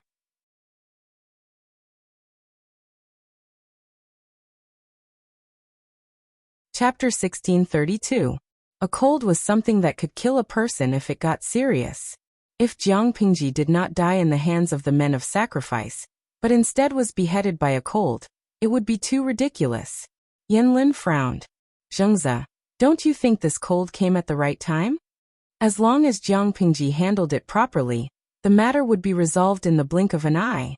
Yang Tao said. How could she pretend to be sick in front of so many doctors? It's just a minor illness. Who doesn't take some medicine? Yanlin shook his head. Anything ordinary feels unnatural when it comes to this person. Just as Yang Tao had said, the kamikaze warriors had not harmed her at all. But she had fallen sick that night. Yang Tao laughed. Once bitten, twice shy. Lu Lanting is not that evil. Don't worry, she's human. Yanlin rubbed his brows and said in a low voice, maybe I'm overthinking. Xiaoyang's suspicions are reasonable. Lu Lanting was ambushed in the morning and fell sick the next day. If the Nan family of Fun Prefecture hears about it, they will probably think that it's a cover-up. If they get caught because of this, the Nan family will not die a wrongful death. Yanlin could not help but look at his friend. Not bad, this analysis actually made sense. Whether Lu Xi is really sick or not, the Nan family is doomed. Yanlin said in a low voice. Lu Xi pretended to be sick and led his troops to attack Huangsong's rear. Now he's sick and the Nan family is digging their own grave. What a coincidence. Yang Tao could not help but ask, Xiaoyang, why do you call him by his name in private? Yanlin said, I'm not the only one. Qian Su and a few of Yang Tao's old officials called him Lord Lu in public, but they still called him Lu Xi in private. Why? It was all because of Yang Tao. It was just a title. As long as Yanlin and the others were not disloyal, Jiang Pingji would not hold it against them. Yang Tao said, I'm worried about you. Lu Lanting is sometimes broad-minded, but sometimes she's narrow-minded. Yan Lin's heart warmed. He smiled and said, I know what I'm doing. I won't give her a chance to do anything. Whether in the past or now, Yan Lin's interests were tied to Yang Tao's. Jiang Pingji had hurt Yan Lin and weakened Yang Tao. Yan Lin would never allow that to happen. At the same time, Wuxia, who had been in a one-sided Cold War with Jiang Pingji for the whole night, blew on the boiled medicine to cool it down and brought it to her. Jiang Pingji couldn't help but feel the bitterness on her tongue when she smelled the medicine. But she couldn't do anything about it. She could only pinch her nose and drink it in one breath. Cough cough. How much gold thread did the doctor put in? It's so bitter. Wuxia said. There is no Chinese gold thread in the medicine. Jiang Pingji said. It's also very bitter. Even the root of the tongue is bitter. Try it if you don't believe me. She pointed at her lips, and Wuxia could not help but turn his head away. Wuxia was well aware that old concubine's taste was naturally not to taste the dregs. I'm sick, but you don't even treat me well. Sad. Jiang Pingji drooped her head and accused Wuxia in a hoarse voice, trying to pass the matter over. Wuxia sighed, and there was some helplessness in his tone. My lord, are you really sick? Jiang Pingji was speechless. Wuxia said, You've forgotten that I've been with you for more than 20 years in your previous life. Whether you're really sick or pretending to be sick, outsiders don't know, doctors and medical officials don't know. But I, as the person who sleeps by your side, know. My lord, are you trying to rely on pretending to be sick to make me forget about yesterday's matter? Ah. Jiang Pingji could not help but pull the blanket higher to cover her head. She said gloomily, I'm not pretending to be sick to fool you. Wuxia said, My lord, are you trying to say that you spread the rumor that you have a cold and used it to mislead the Nan family of Fen Prefecture? To lure the snake out of its hole? It was such a coincidence that the Nan family might misunderstand that Jiang Pingji was really dead or seriously injured. In order not to cause panic, they used illness as a cover. When Jiang Pingji returned last night, the sky was already dark, and there was basically no one along the way. Except for a few confidants, no one else knew that Jiang Pingji had become a hands-off boss yesterday. As long as the news was blocked in time, the possibility of the Nan family being deceived was very high. But Wuxia dared to guarantee with his head that this was definitely not the main reason for her pretending to be sick. Others would think carefully before taking action, but she would think about how to make up for the loophole after taking action. She could even deceive everyone's judgment and create an image of being thoughtful and cunning. Her escape route was blocked by Wuxia, so Jiang Pingji naturally had nothing to say. Wuxia said, I'm not saying this to criticize you, my lord. I just hope that you know my attitude towards this matter. No, I should say my attitude towards similar incidents. Back then, His Majesty disregarded his own safety and repeatedly put himself in danger. Although it was also for the peace of the court, and to eliminate thieves and trifles, the sacrifice was too great. In the end, when His Majesty had just reached the age of knowing destiny, he was like a dragon in heaven. Back then, I did not have the courage to stop and advise him. It is still a matter of regret to this day. In this life, since you have given me the courage, there are some words that cannot be kept in my heart. There is no harm in saying them out. Jiang Pingji was silent for a long time. She blinked her eyes and looked at him sincerely. I will change. Wuxi's expression softened slightly.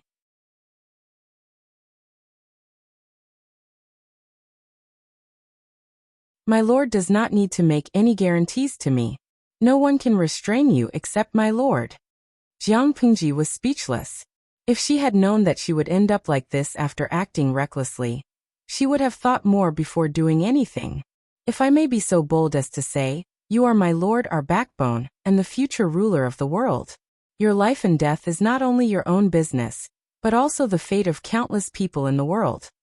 Wuxia said, On the battlefield, you are not required to be more capable than a general in charging and breaking through enemy lines, nor are you required to be more resourceful than a strategist.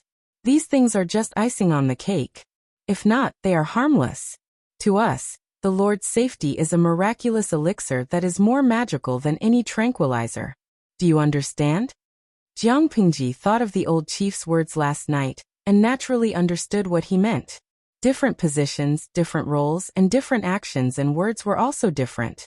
When she was a feudal lord, everyone could tolerate it. In the future, if she did not change when her status improved, sooner or later, there would be discord and discord. Jiang Pingji thought that she had changed a lot. She restrained herself and greatly reduced the frequency of her wandering on the battlefield. However, in the eyes of Wuxia and the others, she still did not do enough. It was good to have a lord who was good at fighting, but how could her subordinates feel at ease if she casually fell into a dangerous situation because of her strong martial arts? No one in this world could hurt her, but what about the Federation? The marshal, the feudal lord, and the emperor were similar in some aspects. Wuxia saw that she did not speak, so he softened his voice and said, "I am not being bold and presumptuous, nor am I overstepping my authority to restrain my lord." Jiang Pingji said, "I understand. I was not very mature in the past. It was my fault. You were just advising me bluntly."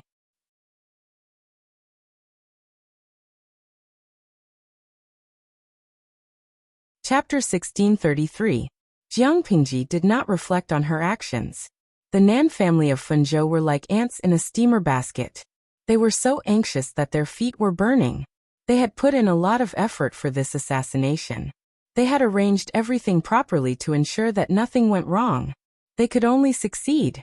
That's what they said, but Lu Shi is very skilled in martial arts. I heard that he has the protection of a miracle. I don't know if those men of sacrifice can succeed. The head of the Nan family was very confident, but his brother did not think so. He had been anxious for a few days. From the time the plan was made to the day of the attack, his heart was always in the air. The ominous premonition grew stronger day by day. Even if Lu Shi has 3 heads and 6 arms, can she survive the ambush of more than 100 men of sacrifice? What protection of a miracle? It's just Lu Shi's lies to mislead the public. How can you believe such nonsense? Ridiculous. The head of the Nan family could not stand his brother's cowardice. He disliked his unlucky guesses even more. He had taken a great risk in planning to ambush Jiang Pingji. If he was not careful, he and his family would be smashed to pieces. Even if he did not show it on his face, there was an indescribable pressure in his heart. It was suffocating. His brother did not know how to share his burden. Instead, he was cheering for the enemy. "Elder brother, I didn't mean that." The elder brother, who was almost 50 years old, glared and asked sternly, "If you didn't mean that, then what did you mean?" The younger brother was speechless. He knew that his elder brother would not listen to him. He could only accompany him to wait for news. More than 100 men of sacrifice had been sent out. It was like an arrow on a bow. It was too late to say anything. For the hundreds of years of inheritance of the Nan family of Fenzhou, he could only pray for the success of the ambush. As long as Jiang Pingji died, the forces gathered by her would fall apart. The external threat would be easily solved. In this way, not only could the Nan family take revenge, but they could also take advantage of the chaos to rise. The hatred between Jiang Pingji and the aristocrats of Nanxing was not ordinary. First, there was the grudge of digging graves and disturbing the ancestors. Later, there was the hatred of confiscating family property and plundering tenant farmers. The loss of money was nothing. They could earn it back in the future. But the loss of face and status could not be forgiven. The Nan family of Fun Prefecture was also a prestigious family that had existed for hundreds of years. How could they tolerate a bunch of scum peeing on their heads? What Hejian Lu family? They were just a small family that couldn't be shown in public and didn't have much of a foundation. They really thought too highly of themselves and even dared to call themselves a landowning family. Ever since Jiang Pingji entered Nanxing, everything she did made the aristocrats of Nanxing detest her from the bottom of their hearts. How are these landowning households? They're clearly shameless bandits. Take the loss of the Nan family in Fun Prefecture as an example. Jiang Pingji not only sent people to dig up a large number of gold and silver artifacts buried with their ancestors in their graves, but also took away the wealth they had accumulated. She also used force to take away their tens of thousands of fertile fields. even if the Nan clan had used all sorts of methods to seize these fertile lands from the hands of the common people. However, once the things were in their pockets, they belonged to them. If Jiang Pingji snatched them from their hands, she would be a bandit.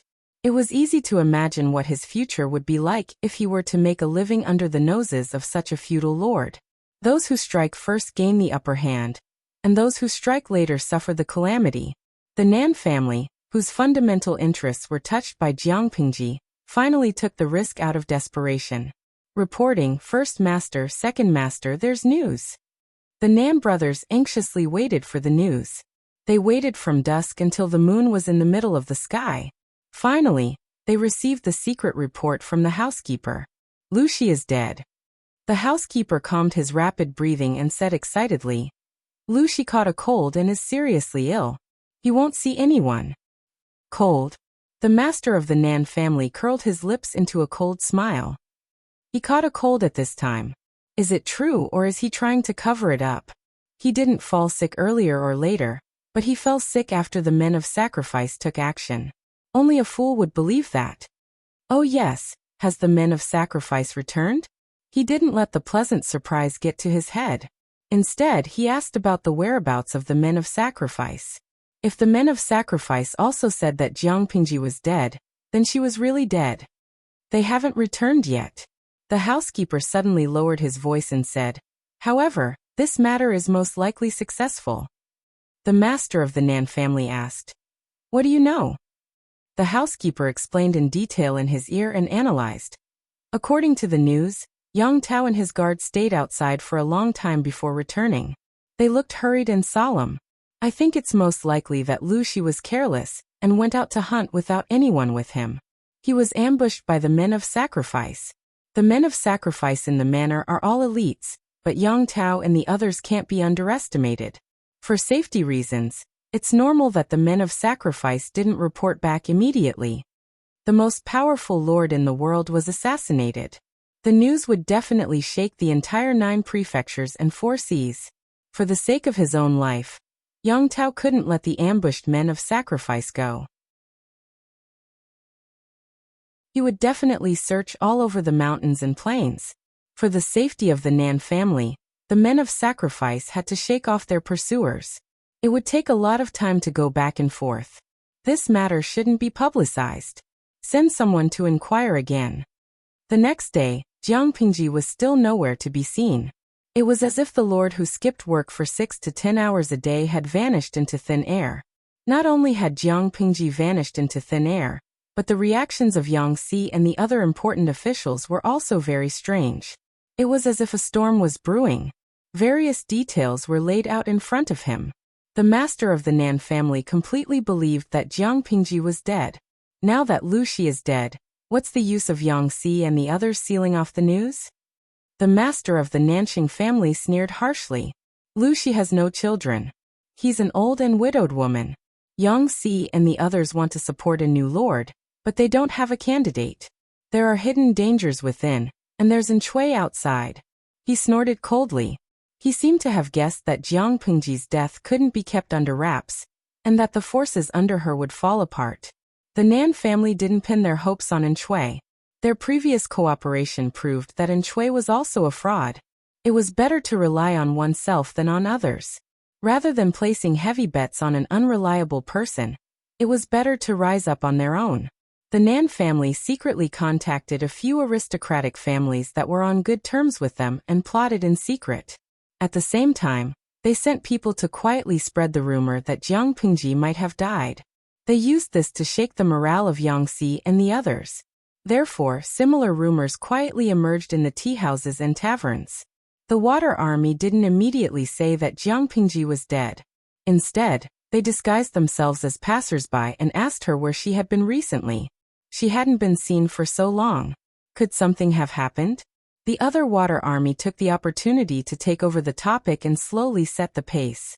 After 2 or 3 days of fermenting, the rumors began to take shape. Seeing this situation, Yang Si smiled and teased Wei Xiai. Zixiao has met his match. Wei Xiai said, there's no evidence. His methods are clumsy. Yang Si was speechless. He was indeed the chief coach of the water army, Wei Zixiao. His words were domineering. Are we just going to ignore it? Wei Xi said. As long as my lord appears in front of people, such rumors will fall apart on their own. There's no need to pay attention to them. Yangxi rubbed his chin and said, the Nan family took action without any evidence. Aren't they afraid that it's a trap? A cornered beast will do something desperate. Wei Xi said, whether it's a trap or not, the Nan family is determined to send people to ambush us. There's no room for negotiation. If it were Wei Xi, he would also be afraid that a long delay would bring trouble. The Nan family's choice was very normal. It was right to leave the matter of rumors to Yangxi. Yangxi didn't care much about it. He was more curious about his lord's changes in the past 2 days. He suddenly asked, is there anything wrong with my lord? What's wrong? Wei Xi asked. Yangxi pointed to his head and said with a solemn expression, everything is wrong. It's as if she's a different person. My lord has been diligent in her administration these days. I wouldn't dare to do this even in my dreams. Zixiao, say, could it be that the lord has been possessed by some wild monster?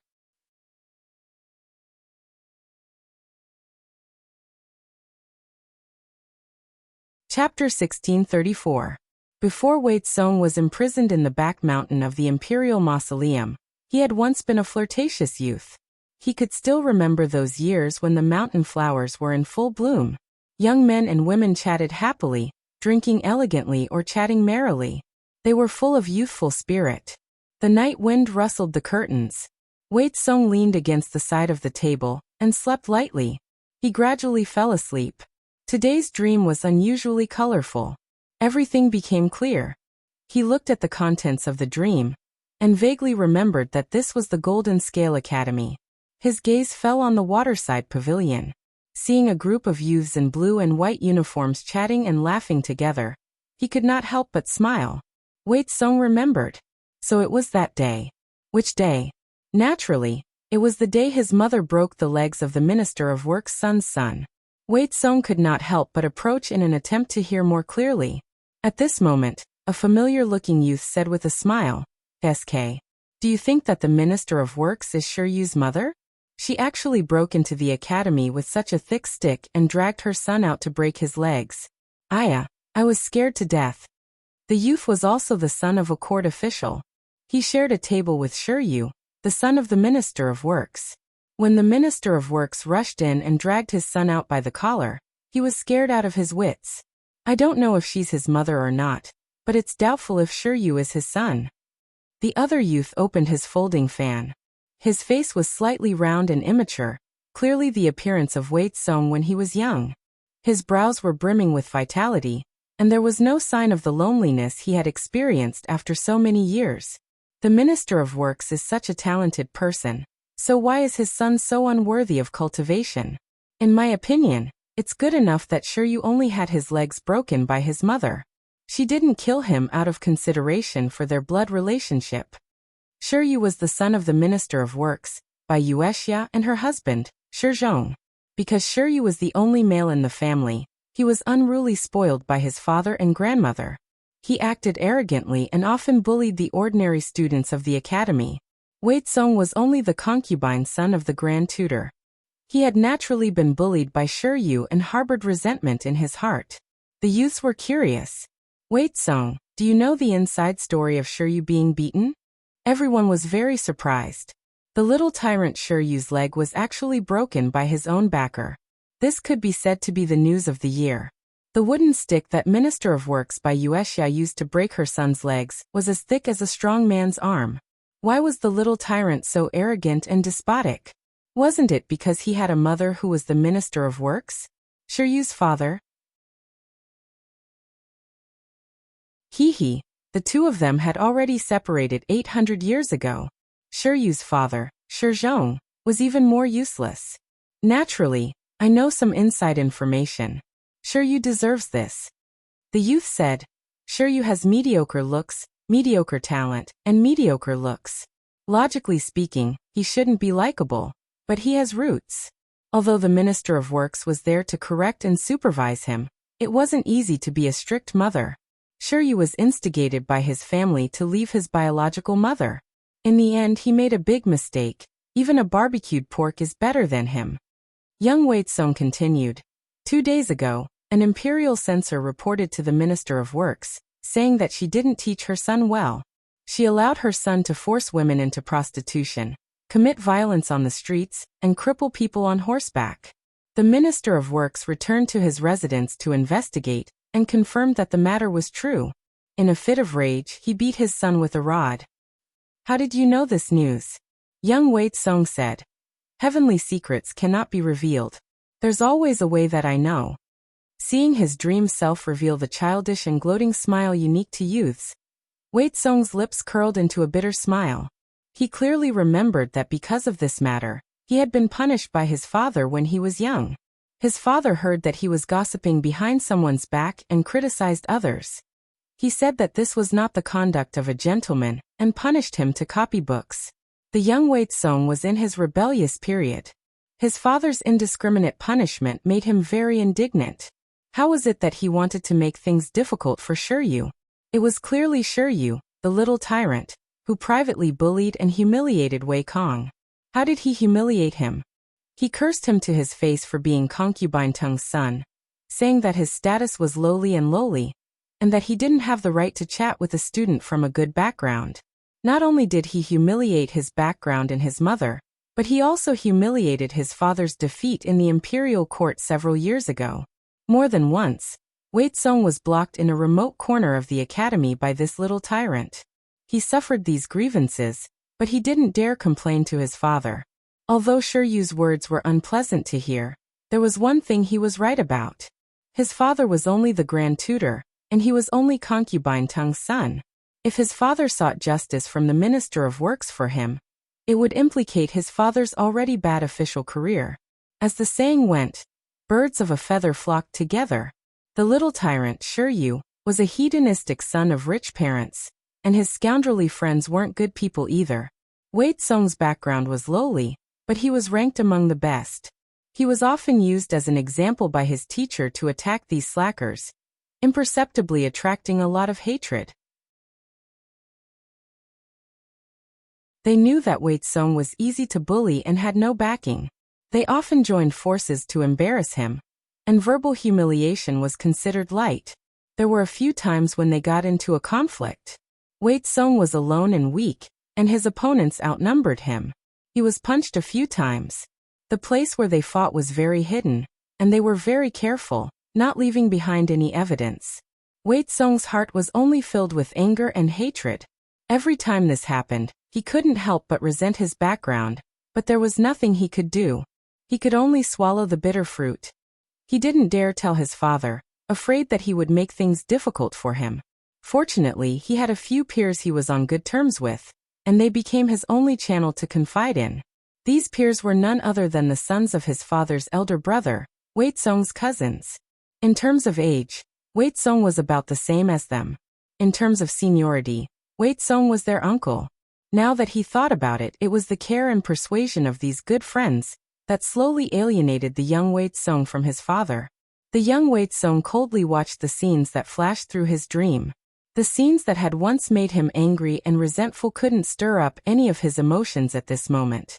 The young Wei-sung saw his younger self being locked in a room copying books 20 times. He stubbornly refused to admit his wrongs to his father and stubbornly refused to stop writing. He copied from day to night before finally falling into a deep sleep. TSK, his temperament is quite like mine. Very stubborn. The young Wei-sung's pupils constricted in shock. He saw the door being gently pushed open, as if afraid of disturbing the person inside. A tall woman stood outside the door. Time hadn't left many traces on her face, but her aura had become more restrained with the passage of time. This subject has failed to teach. The young Wei-sung saw his father, whom he hadn't seen for many years, enter the room behind the woman in a green robe. His words seemed to be filled with emotion. Don't ask for forgiveness so easily. I've seen many people ask for forgiveness during the day. Are you going to do the same? The woman rebuked him, but her tone was very gentle. She bent down and picked up Wei-sung, who was sprawled on the table, and gently placed him on the bed. She looked lovingly at the youth's eyes. At the end of the day, it's because I, as a mother, wasn't diligent enough. I didn't know that an academy student would commit such vile acts. Since your majesty has said so, shouldn't this subject apologize with death? The man's eyes were filled with apology and self-blame. He had raised Wei Tsong for so many years, but he hadn't realized that his child had suffered so much at Golden Scale Academy. If he hadn't found out by chance, he didn't know how long he would have been kept in the dark. He didn't know how to make up for it even if he wanted to. The woman said, "You and I are both at fault. It's not your majesty's fault. Your majesty has a myriad of affairs to attend to every day. Just government affairs take up 16 to 16 hours. How can you have the extra energy to keep an eye on your child's matters at the academy?" The man helped young Wei Tsong tuck into the blanket and said softly, "The matter with the Minister of Works. Her son has committed so many mistakes. It's already benevolent of her not to take that little beast's life." The woman sneered. "Is my son also someone that little beast can casually insult?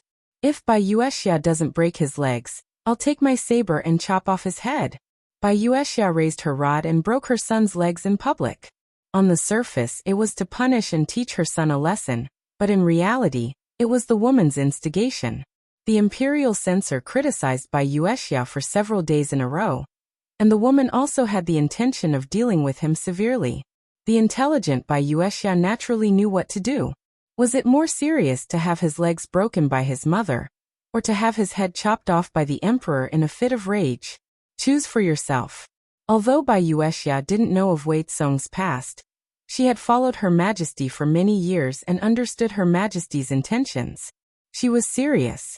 The man sighed softly and tucked Wei Tsong's scattered hair behind his ears with his fingers. The woman said, "Golden Scale Academy should also rest and reorganize. If something like this happens again, I'll cut off their parents as well." It was originally a place for students to study, but she didn't expect such a bullying scandal to appear in the Golden Scale Academy, just a dozen years after it was established. Of all things, bullying Wei Kong. She simply didn't want to live.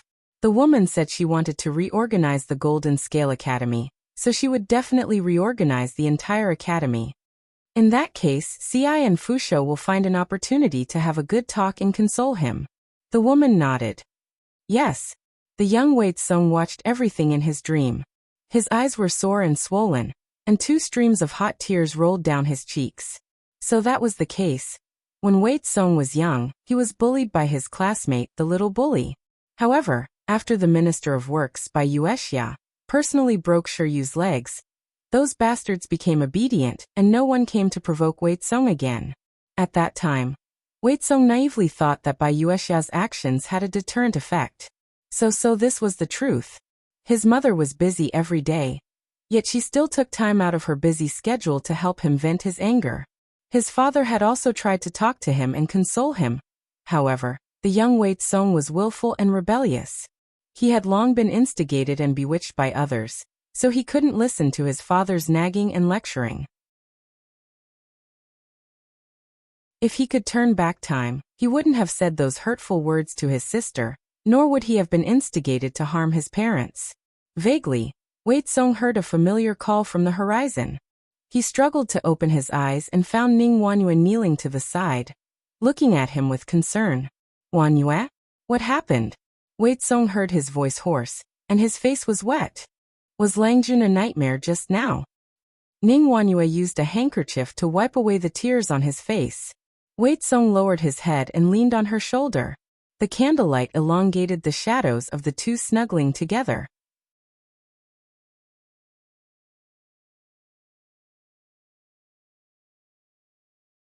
Chapter 1635. Jing Rong, do you have the guts to tell this to the Lord? Just because the Lord was diligent in governing, they suspected that she had been possessed by a wild spirit. Wasn't this indirectly saying that the Lord had been too lazy in the past? Even if Yang Si was telling the truth, the Lord did not like to hear it.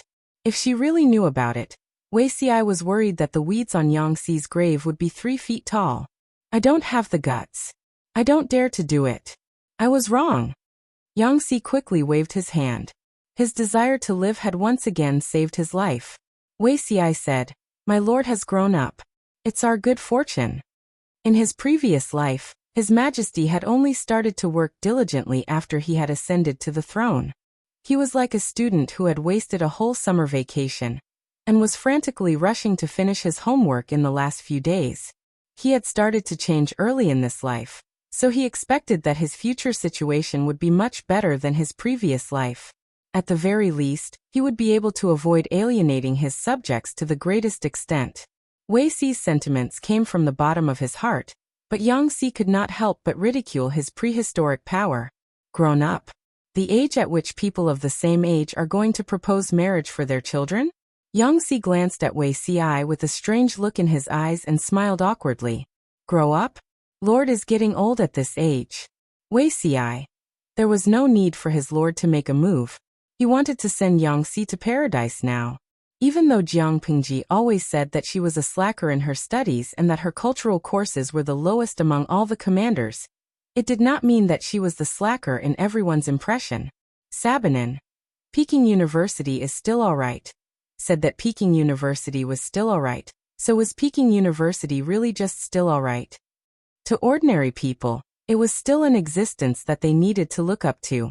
Similarly, when Jiang Pingji said that she was a slacker, it was only in comparison to people of the same level. Once she started to correct herself, everyone would be able to experience the crushing power of their lord in all aspects. Yang Si and the others were happy for less than 2 days before they complained incessantly. Jiang Pingji could usually finish the government affairs that normally took 3 days. What should she do with the remaining time? Naturally, it was to bring forward the matters that would happen in the next 4 or 5 days. As Jiang Pingji's subordinates, Yang Si and the others had to keep up with the pace. The faster the pace, the more pressure they were under. At this moment, Yang Si, Fengzhen, and the others missed the days when their lord was a hands-off boss. Since her lord was a hands-off boss, she didn't delay her work. Now that she was in her workaholic mode, she was practically going to F***ck someone to death. In the past, I indulged myself in pleasures and neglected government affairs. Fortunately, you did not abandon me and have been tolerant until now. From now on, I will not disappoint you. Jiang Pingji's words were a positive promise. Not only did she admit that she had been distracted by playfulness, but she also promised that she would change. As a lord, she calmly admitted her mistakes to her subjects. Just this magnanimity alone was admirable. Yang Tao's old officials, who had been biased against her before, now looked at her in a new light. Of course, some people were gratified, while others expressed doubts. They thought that Jiang Pingji's popularity only lasted for a short period of time. Who asked her previous image to be so deeply ingrained in people's hearts? Not only these people, but even some of the salted fish thought so. They never expected Jiang Pingji to be serious and do what she said. Qingfeng Wenshu. The originally calm and mischievous host has suddenly become a leader. I'm not used to it. Aod Luming. Really? Why do I feel that the host still likes to smile so much? Which leader would be like her? Boss, I want to carrot. Who said that being serious in speech and manner is the style of a leader? Tudafetio. I feel that the current host is more in line with her identity. Hippie fooling around is indeed very close to the people, but it is not always good to be close to the people. There will always be people who think that being close to people with power is equivalent to having power. Not everyone is self-aware. The host is friendly to them, but they feel that the host is easy to bully and does not have the dignity that a ruler should have. Once the subjects feel that the ruler has lost his dignity, they will overstep and even trample on him. There is no such phenomenon now because the host is still a warlord in troubled times. She has a strong murderous aura. No matter how cheeky she is, it can't hide the fact that she has killed countless people. But in the future, when the world is stable and the people live and work in peace, there will always be people who are blind and only remember the host's closeness to the people. They will forget the host's ruthlessness, and then do something that oversteps. Comfort will erode a person's vigilance, and they will forget their previous caution. Diwuluo. You're right, boss. Being close to people with power and mistakenly thinking that you have power is a deep-rooted bad habit of insatiable greed. This reminds me of the babysitter case that caused an uproar a few years ago. The employer gave the babysitter a high salary and let her eat at the same table with them. He gave her red packets on holidays and helped the babysitter's son find a job. The employer treated the babysitter so well that the babysitter felt that she was superior. She stole and abused the child. In the end, because of a conflict, she wanted to kill the employer. She brought people to rob and kill the employer. There are countless similar cases. On the whole, the idle people were mostly supportive. Jiang Pingji gathered her thoughts. She had the intention to hide it, so she did not appear in public for several days. She had been recuperating from illness. Only a few trusted subordinates could see her. There was no doubt about the loyalty of Yang Si and the others. The spies on the Nan family's side naturally could not find anything. When they did not receive any news from the kamikaze warriors, the Nan family was initially a little shaken. No matter how careful the kamikaze warriors were, once they succeeded, they would get rid of the pursuers and return as soon as possible. But there was no news at the moment. There must be something wrong when things are abnormal. When they heard that Jiang Pingji had been sick since that day of winter swimming, they were not sure. Their hearts were like wild grass straddling the wall, swaying left and right. The news of Jiang Pingji's death in an ambush among the people became more and more intense. Wei Ci, the chief instructor of the Navy, not only did not come forward to suppress it, but he also sent people to add fuel to the fire. Not only did it make the people believe it, but even some officials who did not often see Jiang Pingji were also shaken. Especially Yang Tao's former subordinates. A few people secretly tried to find out what Yang Tao had said. What did they want to find out? Of course, they wanted to find out if Yang Tao had taken the opportunity to rise again. As a feudal lord, how could he be willing to bow down to another person?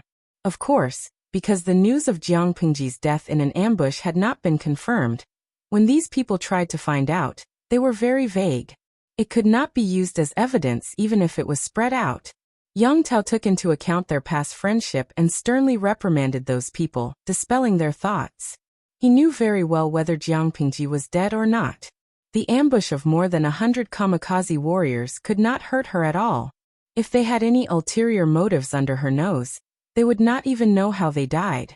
Yan Lin, the shrewd man, deliberately reminded Yang Tao not to reveal that Jiang Pingji was still alive, but he could not say that she was dead either. He had to be vague and ambiguous. Yang Tao suddenly understood, and his face looked awkward. Xiaoyang, are you worried that we have a mole among us? Yan Lin sighed. Whether the mole is one of us or not, we have to clear our name as soon as possible. Jiang Pingji was caught red-handed by the kamikaze warriors. Someone had to be a mole for the Nan family, and pass the news to them. On the day of the incident, only Jiang Pingji, Yang Tao, and their guards were there. If Jiang Pingji's people were not bribed by the Nan family, then there was something wrong with Yang Tao.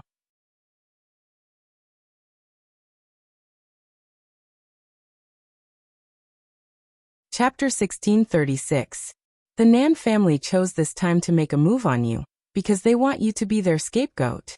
Regardless of whether the assassination is successful or not, you are the most suspicious person. If you want to clear your name, the only way is to help Lord Lu. Lord Lu, you don't need to do anything, but you don't need to do anything wrong. Yan Lin asked Yang Tao to help Jiang Pingji cover up the lie to clear his partner's name. Besides, Jiang Pingji was also aware of their every move. She knew better than anyone else what those old officials with ulterior motives had said and done to Yang Tao. Yan Lin asked Yang Tao to do this because he wanted to prove his innocence. There were too many twists and turns. Yang Tao didn't need to understand. He just needed to do what he was told.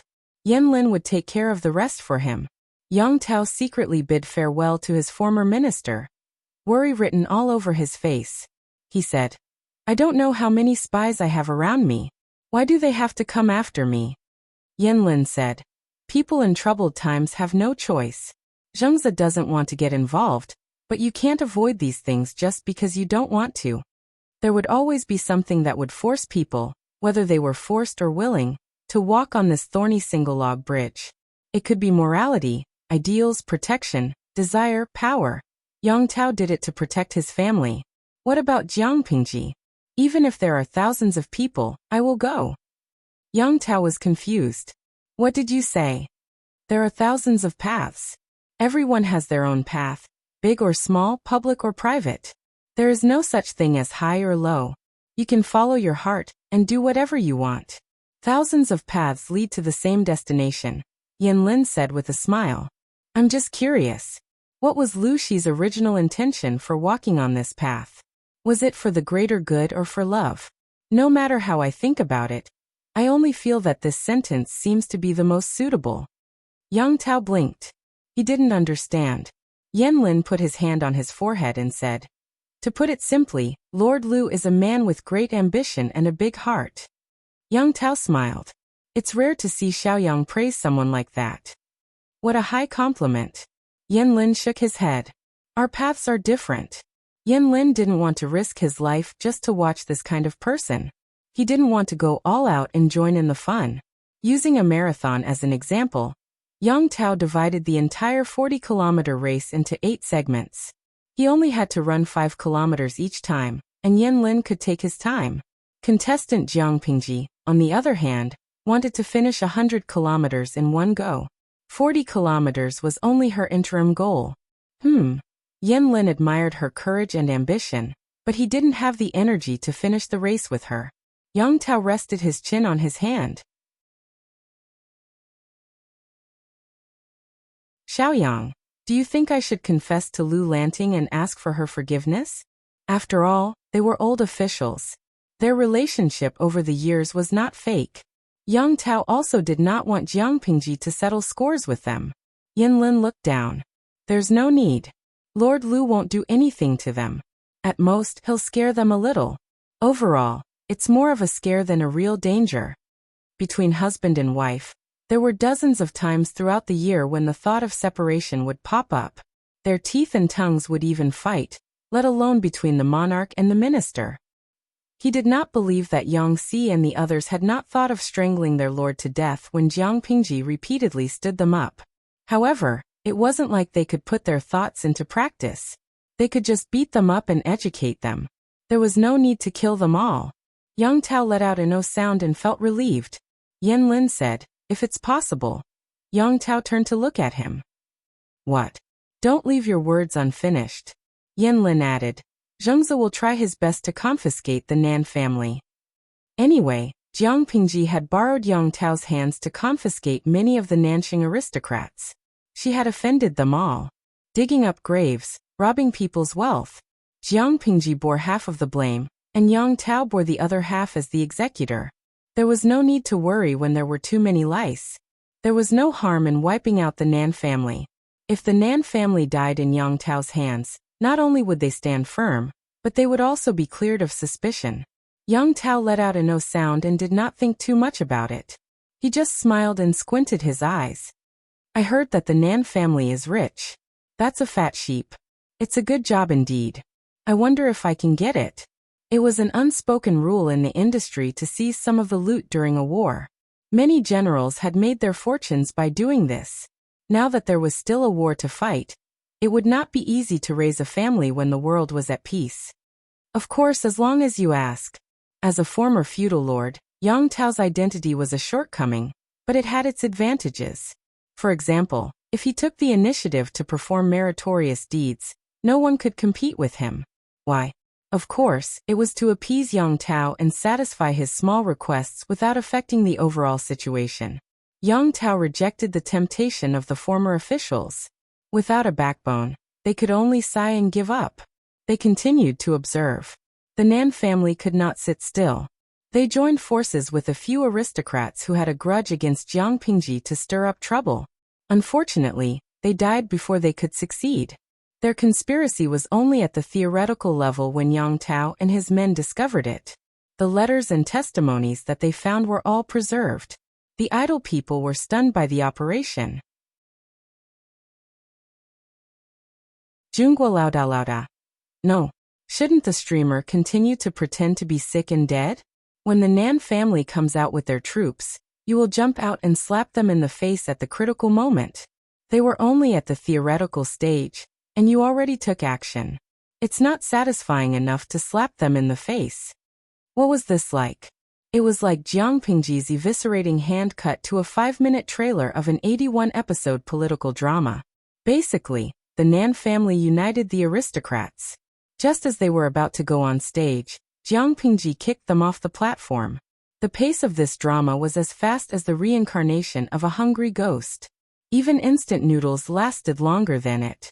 One of the idle people asked the question that was on everyone's mind. Yewu Yanling. So, why did the streamer pretend to be sick and dead? To raid a few more houses, Jiang Pingji said. Didn't the Nan family unite 6 aristocrats in Fenzhou? They died a worthy death. Why did they have to wait for the fire to burn down the house before putting out the fire? It was better not to have this kind of hero reversal. Jiang Pingji watched the fire burn a few books with cold eyes. The smoke sounded the alarm, and the small fire was put out. The small fire that the Nan family stirred up was the small fire that did not amount to anything. She sneered. Didn't the Nan family curse me for robbing their family property and digging up their ancestral graves as bandits? I spared their lives out of kindness, and did not care about my own well-being. Then I will take the lives of their entire family. I will kill the chicken to warn the monkey, so that the later generations will see the consequences. The Nan family was just a clown in her eyes. She did not take them seriously. It was just that they thought too highly of themselves. They jumped up and down and did not let others have peace. If she did not set a role model, did the people of Nanxing really think that she was a soft persimmon that could be trampled on at will? With the fall of the Nan family, the aristocrats of Nanxing should calm down a little. If they still did not calm down, Jiang Pingji could only set a trap for them and kill them until they all shut up. As for the spy,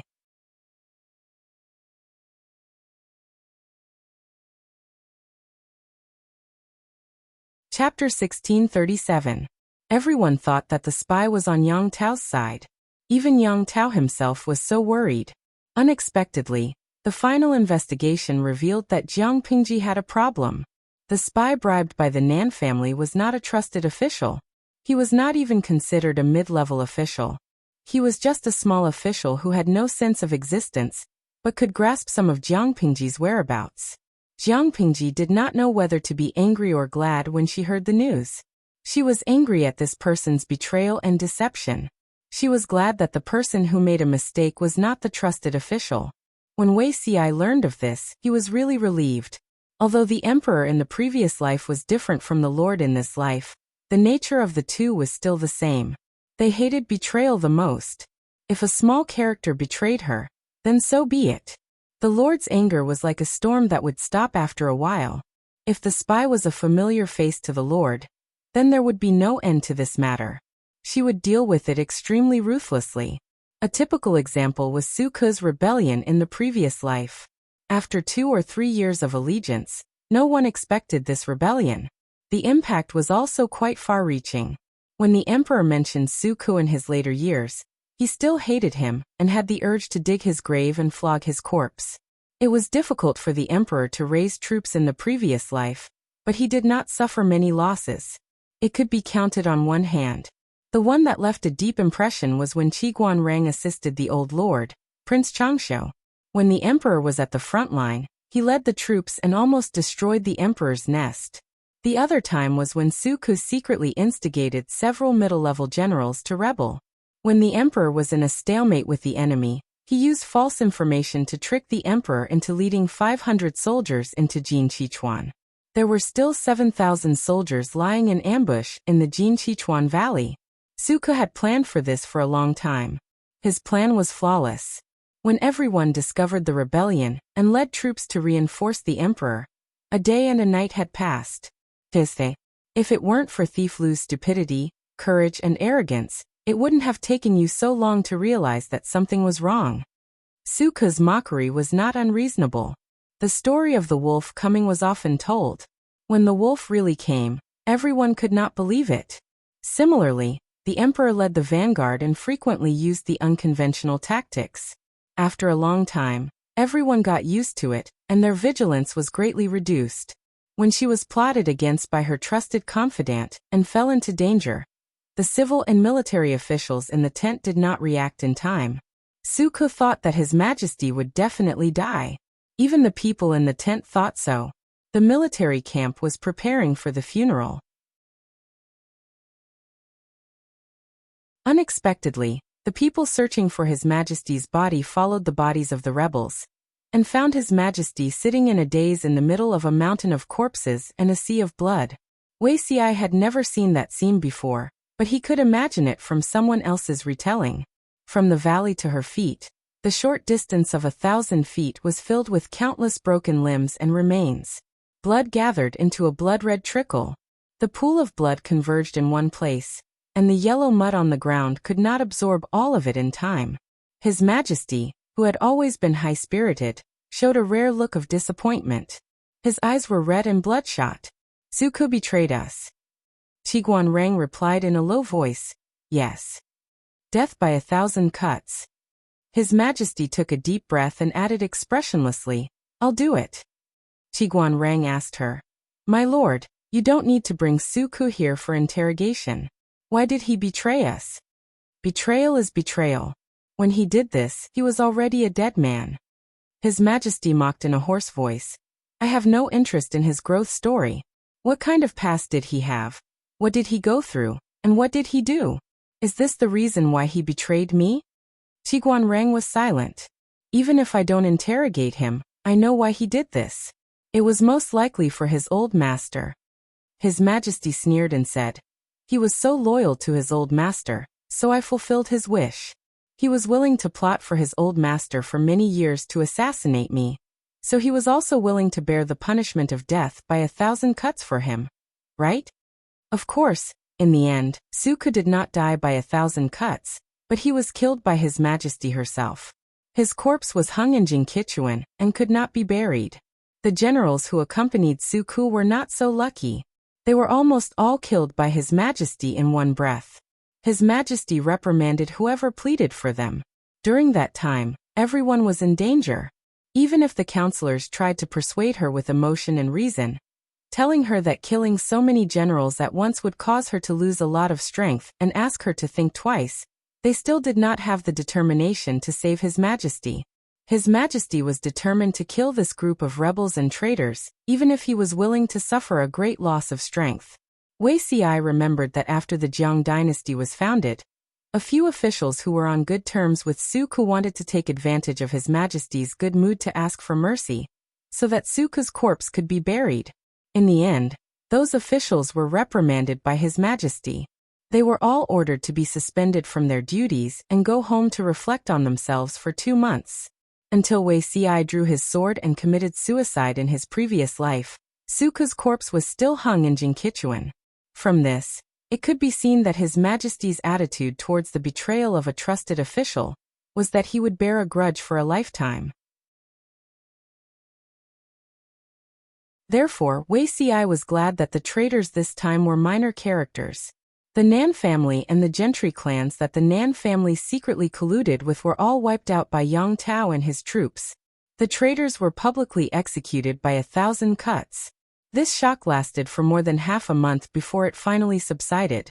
Obviously, not much time had passed, but everyone had the illusion that it was a lifetime ago. The gentry clans of Nanxing, Fenzhou, and Jiangzhou were even more cautious. They were dispirited and listless, not daring to jump around for a short period of time.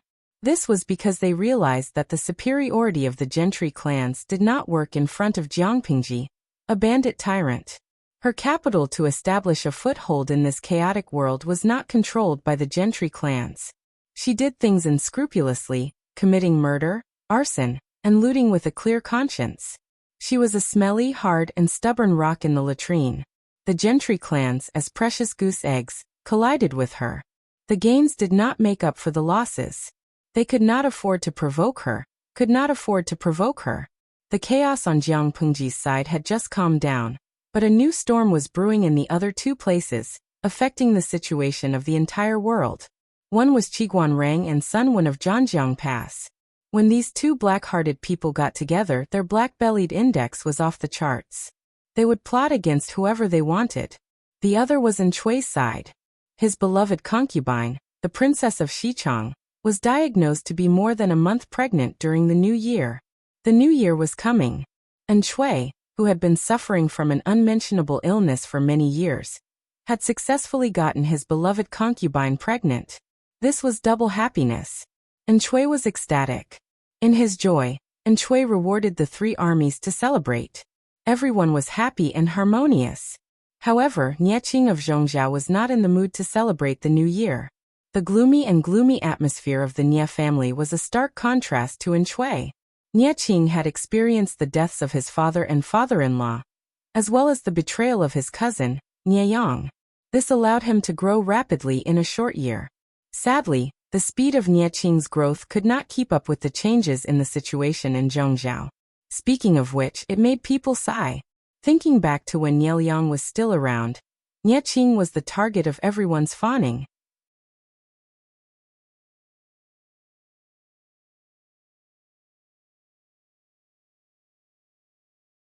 Chapter 1638. Outside, there were enemies eyeing covetously. Inside there were hidden dangers. Everything was in chaos. The increasing pressure and the ever-present schemes caused Nieching to lose weight day by day. Not long after, he was so skinny that he was only left with bones. When all these heavy burdens fell on the young man's shoulders, his fine black hair turned white in just a few short months. Not only that, Nieching would often fall into a trance, his haggard appearance making people feel bitter. Who would have thought that this thin and frail young man in front of them was a high-spirited and carefree noble son of a landowning household 2 years ago?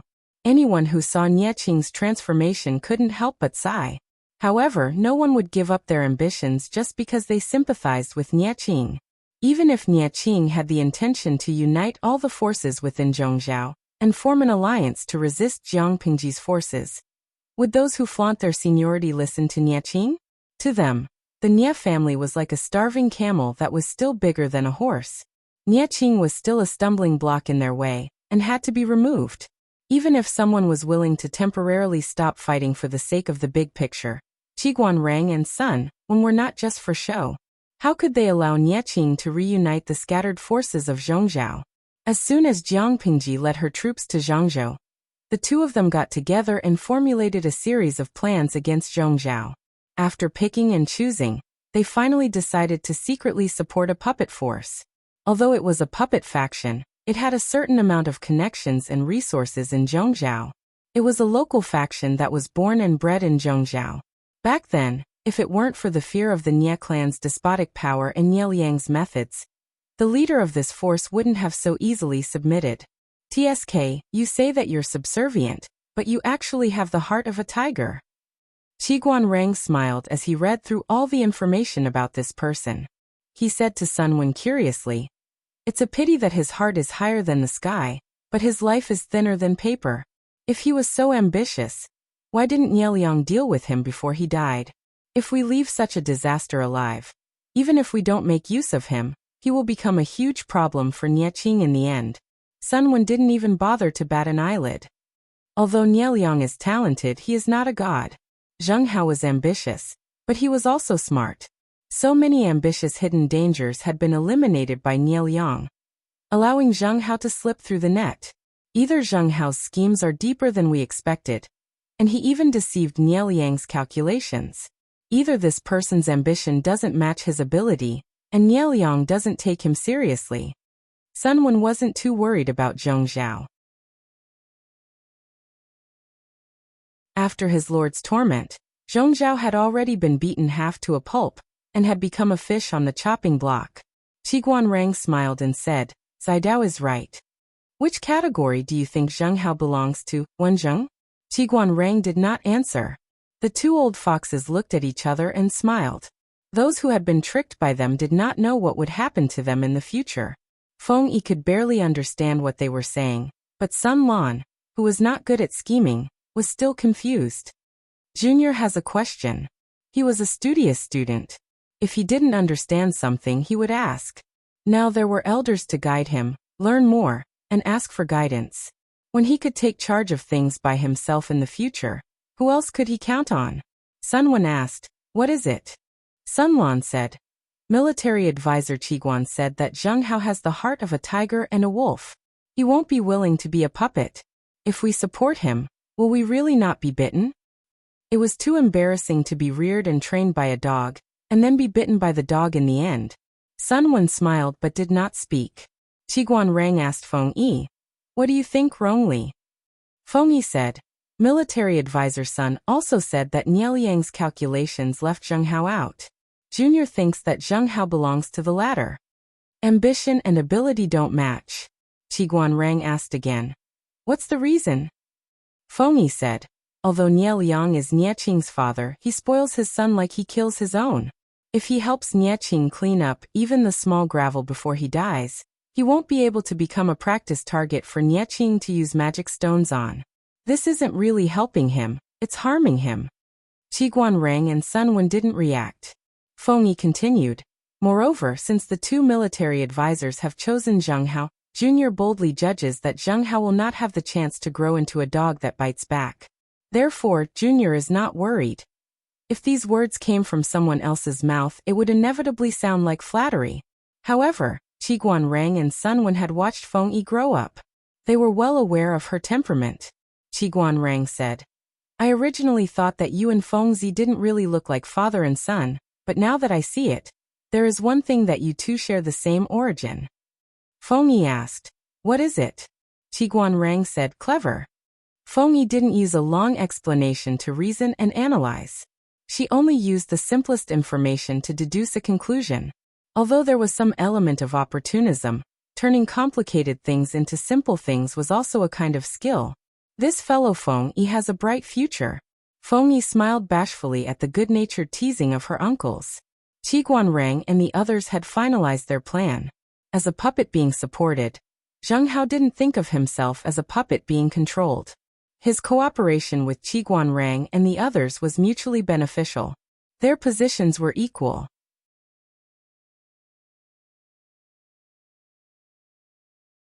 Qiguan Rang and the others could plot against Zhongzhao through him. He could also obtain support through Qiguan Rang, accumulate resources, and then counterattack when he matured. Both sides had their own ulterior motives. To use an analogy, both sides were peacefully shaking hands and signing a contract on the surface, but behind the scenes, they were sharpening their knives. Qiguan Rang was waiting for the right time, while Zheng Hao was enduring hardships to gain courage. With the secret support of Qiguan Rang and the others, Zheng Hao gradually annexed a lot of territory and slowly gained confidence. He could even ignore Nieqing's dispatches and orders. Under Qiguan Rang's instructions, he even caused Nieqing a lot of trouble, sowing discord in the alliance plan proposed by Nieqing. Zheng Hao's advisor was a little worried about the current situation. "General, Qiguan Rang and Sun Wen under Lu Shi's camp are both her confidants. She left the two of them at Zhanjiang Pass with ill intentions. Cooperating with them is tantamount to asking a tiger for its skin. We might as well reconsider this matter." Zheng Hao waved his hand to interrupt his advisor. He sighed heavily and said, "Do you think I don't know this?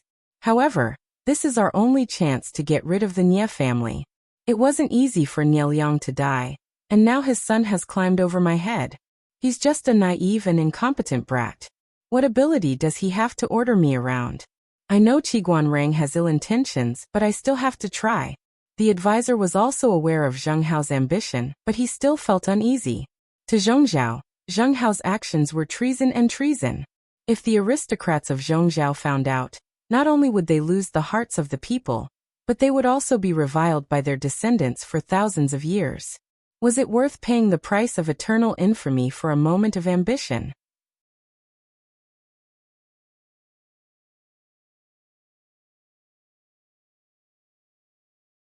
Chapter 1639.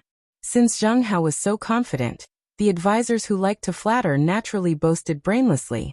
They had the same unfounded confidence as Zheng Hao. Or rather, they had never seen the combination of Qiguan Rang and Sun Wen. They did not have a concrete understanding of how scary these two people were. The advisors who were not willing to flatter naturally did not think highly of Zheng Hao's idea. Didn't Zheng Hao check his opponent's achievements before asking a tiger for its skin? Needless to say, Qiguan Rang did not have a strong presence, but if the things he had done were to be shown, it would be extremely frightening. What about Sun Wen? Sun Wen's presence was much stronger than Qiguan ranks. Let's not talk about the unlucky people in the north borderline first. Let's talk about a more recent example. Jiang Pingji had caused Niel Yang's halberd to sink into the sand, and Sun Wen had contributed a lot. Which fool would treat Sun Wen as an ordinary old man when he schemed against the enemy without batting an eyelid? The combat power of these two people added together was not as simple as 1 + 1. However, no gambler was willing to listen to words that were not beneficial to them. Zheng Hao was that gambler, confident that he could bite off a large piece of meat from the hands of the banker who was cheating. Anyone with a discerning eye would know that Zheng Hao, the fat sheep, was about to be slaughtered by the banker, but the gamblers who placed their bets did not think so. Anyone who prevented them from placing their bets was an enemy who prevented them from getting rich overnight. Therefore, the suggestions of a few advisors who were rational were thrown to the back of Zheng Hao's mind. The advisors' suggestions did not cause much of a splash when they had more people against fewer people. When Zheng Hao tasted the sweetness of the bet, he cared even less about the advisors, honest words that were unpleasant to the ear. Haha, it's rare to see a brat like Nie Qing speak softly. Zheng Hao placed Nie Qing's letter upside down on the table. He stroked his beard and revealed a somewhat carefree and proud smile. When Nie Qing's father, Niel Yang, was still alive, Zheng Hao was always afraid that Niel Yang would settle accounts with him. For so many years, he lived with fear and trepidation. In order to curry favor with Niel Yang, he even used a roundabout foreign policy to curry favor with Niel Yang's relatives, such as Nie Qing. In terms of age, he was a full 10 years older than Niel Yang. In terms of seniority, he was 1 generation higher than Niel Yang, the same generation as Niel Yang's father, and Nie Qing's grandfather. A few years ago, at Nie Qing's wedding, he had sent a large gift to Nie Qing, but he had received 2 replies. One was a normal thank you letter. The writing was very official, and it was obvious that someone else had copied it on his behalf. There was no sincerity in it at all. The other was Nie Qing's personal reply, but the contents made Zheng Hao so angry that his face turned ashen. In the letter, Nie Qing tactfully pointed out that Zheng Hao, as a county magistrate of a small place, should focus on the livelihood of the people and benefit the people. He should not plunder the wealth of the people to fill his own pockets. Following that, he converted the generous gifts that Zheng Hao had sent into silver and confiscated it. When Zheng Hao found out about Nie Qing's actions, he was instantly enraged and secretly cursed Nie Qing for being a hypocrite. Why was he scolding her like that? Nie Qing's father, Niel Yang, was a ruthless person who would even kill his own family. In order to develop his influence and fight for power in the Nie family, his hands were not clean at all. The things he did were much more ruthless and dark than Zheng Hao.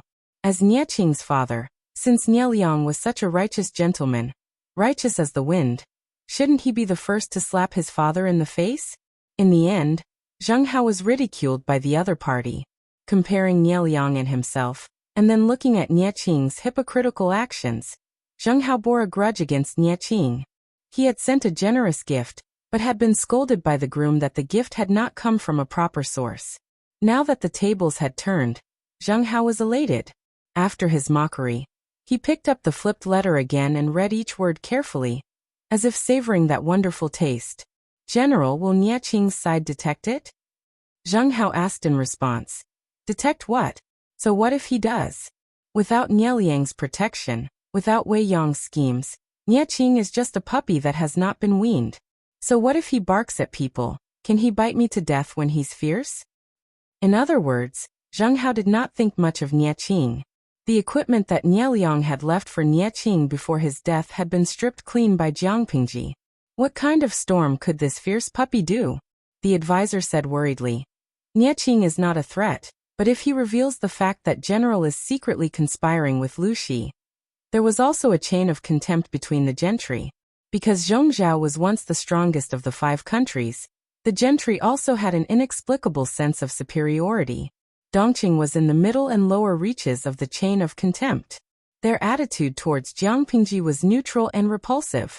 In addition, Jiang Pingji had killed so many of Niel Yang's elites and generals. Most of those generals were inextricably linked to the gentry of Zhongzhou. New hatred and old hatred naturally made them even more disgusted. To put it lightly, Zheng Hao's actions were helping an outsider. To put it more seriously, Zheng Hao was a traitor who had committed treason, and would be collectively targeted by the gentry of Zhongzhou. It was not that Zheng Hao had not considered it, but in the face of benefits, what was a crisis worth? Furthermore, don't worry. Nie Qing won't say anything because he has no evidence, Zheng Hao said confidently. This child that Nie Liang gave birth to really doesn't look like his son. Nie Qing does things by the book and is very dumb. Without solid evidence, he won't casually slander others. I have been very careful in my cooperation with the people from Dongqing, and did not leave any traces. Even if Nie Qing wants to reprimand me, he can't. The advisor said. Nie Qing's temperament is indeed. It was not that Nie Qing was too naive, but his thinking was different from the feudal lords in troubled times. He was more of a gentleman. If Nie Qing had been born in the prosperous times, it would have been a matter of time before he became a famous scholar with the name of righteousness and righteousness. It could only be said that Nie Qing was born at the wrong time. He should not have been born in troubled times. The advisor suggested that Nie Qing strike first and gain the upper hand. He should take the lead and label the disrespectful Zheng Hao as a traitor. He could use the method of borrowing others' strength to make Zheng Hao a target and let others attack him. He could use this to curb Zheng Hao's momentum. Regardless of whether Zheng Hao had really committed treason or not, it would at least teach him a lesson and let him know how to restrain his arrogance. Nie Qing was indecisive. He had his own thoughts. It would be fine if Zheng Hao is not wrongly accused. If he is wrongly accused, it will inevitably affect the confidence of the alliance. Nie Qing sighed. Ever since the Battle of Zhanjiang Pass, everyone's expression has changed at the mention of Lu Shi, and they have lost the confidence to resist. It was not easy to restore some morale. If we slander the alliance now for colluding with the enemy, I don't know what others will think. It will be hard to avoid panic, and the people's hearts that have gathered will scatter like a plate of loose sand. The advisor's thoughts were more radical. The focus of his thoughts was on how to suppress and curb Zheng Hao's momentum and arrogance.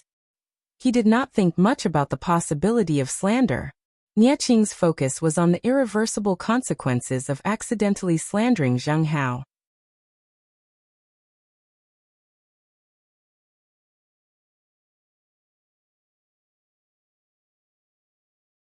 Chapter 1640. The advisor was well aware of this and could only use the deceased Nie Liang and Wei Dan to force Nie Qing. Indeed, everything has its pros and cons. However, regardless of Zheng Hao's innocence, his rise will do us more harm than good. My lord, please reconsider. Nie Qing sighed in his heart. He really did not want to waste his strength in internal strife and benefit Qi Guanrang, who was eyeing him covetously. Thus, he repeatedly tolerated the feudal vassals who were pressuring him. Little did he know that his tolerance for the greater good, in the hearts of those ambitious people, would instead prove his incompetence and cowardice. Let me think about this matter for another night. I'll give you an answer tomorrow. Nie Qing sat in front of his father's token for an entire night, and gave his official a reply the next day. What? Zheng Hao received the news one step ahead and was stunned. At the same time, he felt his face hurt. Half a month ago, he had confidently said that Nie Qing was incompetent and would not make things difficult for him without evidence. He did not expect to be slapped in the face half a month later. Not only was Nie Qing going to make a move, but he also planned to kill him so that there would be no evidence. To put it bluntly, he wanted to kill Zheng Hao, who had been jumping around recently, as a sacrifice to the heavens. Kill the chicken to warn the monkeys, and establish his might. If Zheng Hao had not planted eyes and ears in the Nie family, he would not have received the news 2 days in advance. I really underestimated this little beast.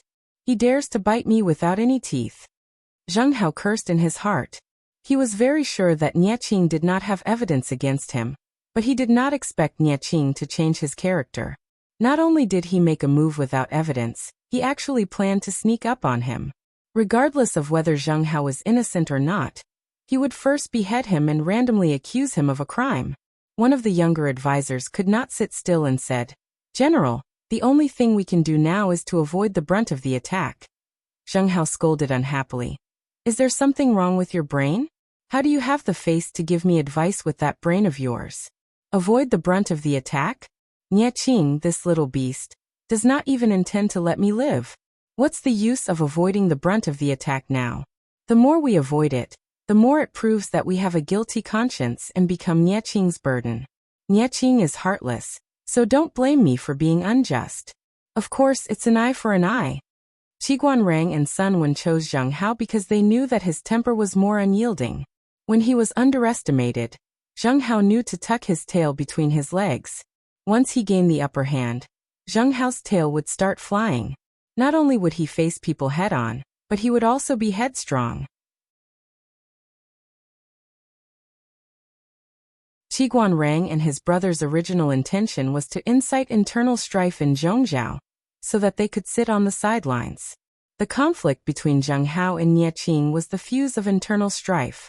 The fuse had been lit, but whether or not the fire of this internal strife could burn so fiercely that it could destroy the entire foundation of Zhongzhou would depend on how Qiguan Rang and his companion would add fuel to the fire and drag more people into it. Zhanjiang Pass. Qiguan Rang could not help but smile when he received the news that Zheng Hao had made the first move. Zidao, you've won this round. Qiguan Rang's words had a double meaning. He was referring to both the game of Go in front of them and their predictions of Zheng Hao and Nie Qing. Qiguan Rang's guess was closer to the truth. Although Zheng Hao's momentum was fierce, he could not fight Nie Qing head-on. He could only choose to strike first to gain the upper hand. Taking advantage of the fact that Nie Qing had not sent the news of the purge to his subordinates, he led his troops to deceive Nie Qing's territory, Gaofeng City. He tricked the city guard into opening the city gates. Once the city gates were opened, the guard was killed when he was unprepared. Gaofeng City changed hands in less than half a day. By the time Nie Qing received the news, Zheng Hao had already won 2 cities. The crowd was in an uproar. Qiguan Rang's guess was not far from the truth. Sun Wen, on the other hand, was slightly off the mark. He had underestimated Zheng Hao's ambition and greed. I'm getting old. An old man's brain is getting duller and duller. I can't compete with young people. He spoke modestly, but there was no displeasure on his face. He happily took out a few golden melon seeds and gave them to Qiguan Rang. These two were not only playing Go to compete, they were also playing for stakes. Small bets were pleasing, but large bets were harmful. Using the game of Go as a bet had tainted elegant actions with the smell of dung. Which dung? They regarded money as dung. Qiguan Rang laughed. Zidao is old but strong. It's still too early to say such things. Sun Wen smiled faintly and didn't comment.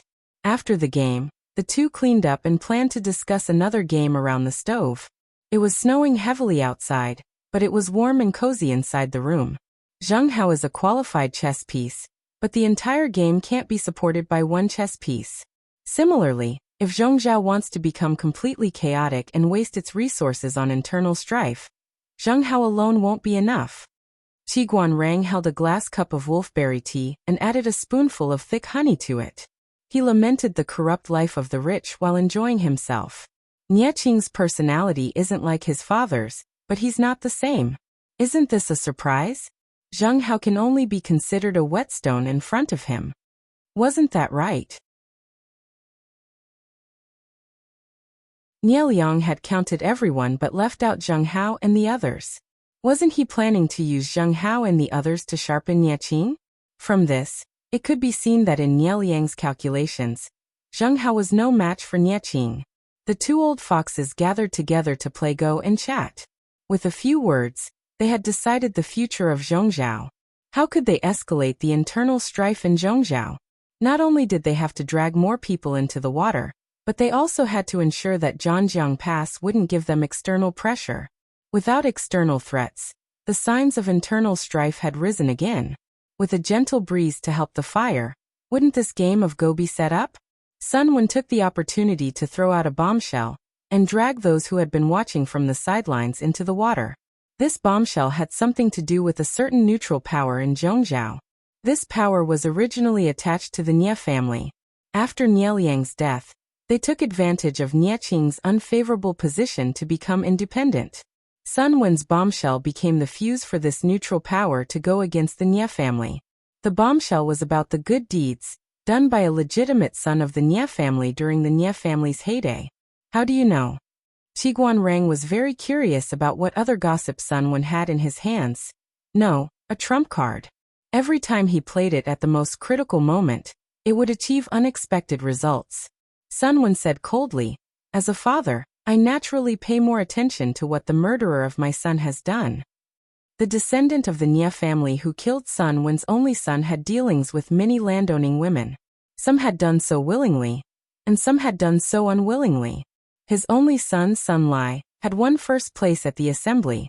Although the descendant of the Nie family bore a grudge against him, it wasn't to the extent that the other party would break his legs out of humiliation and send him to the border on a groundless charge. Sun Lai had written an article at the assembly, and the content of the article had poked at the other party's sore spot. An article? Qiguan Rang had a respectful attitude and hadn't investigated the death of Sun Wen's only son. Thus, he didn't know exactly what had happened at the time. Hearing Sun Wen mention it, he asked a few more questions. What about the article? Sun Wen's mouth twitched. An article that used something to mock others, attacking the chaos in the landowning families. It hoped that the foppish sons who had a disgraceful style of conduct would sober up and reflect on themselves. They would respect themselves and not insult their families and bring shame to their ancestors. However, different people have different interpretations. The author may not have intended it, but the reader has. The descendant of the Nie family mistakenly thought that Lai had seen him having an affair in the backyard and used it to threaten him. That's why he wanted to kill him.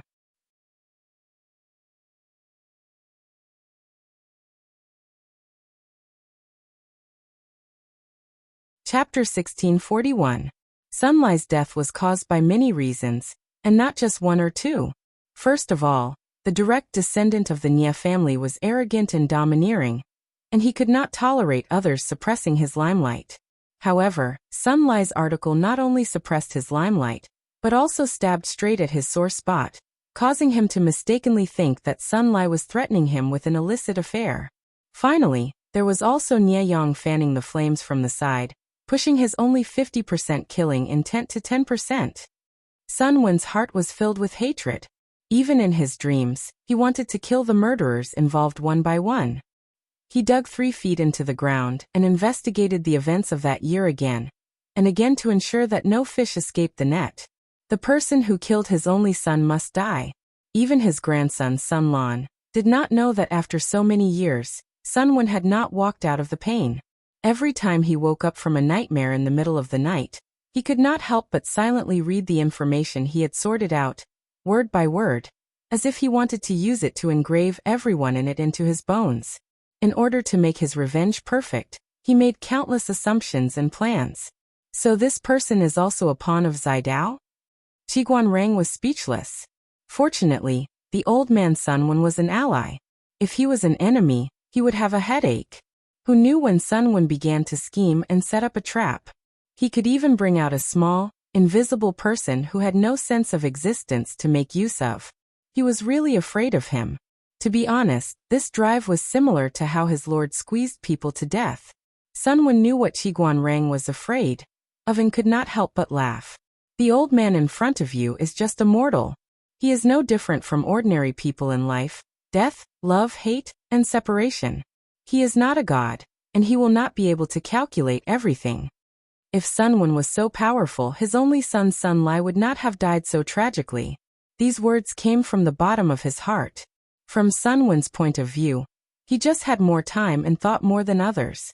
He tried to make up for the loopholes as much as possible, which seemed more comprehensive. Qiguan Rang laughed.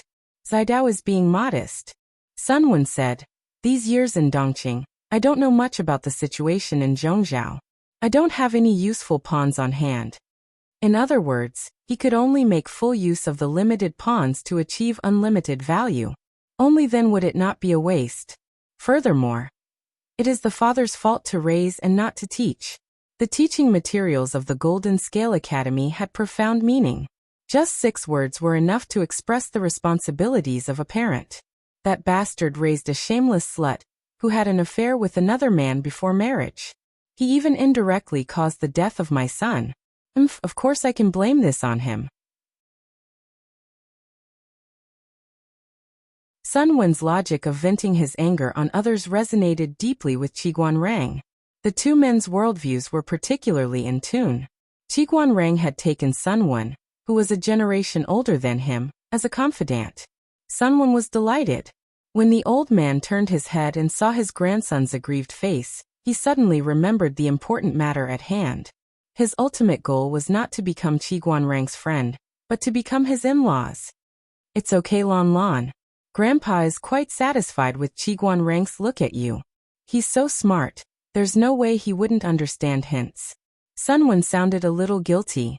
Sun Lon asked, what if military counselor Qiguan pretends to be confused?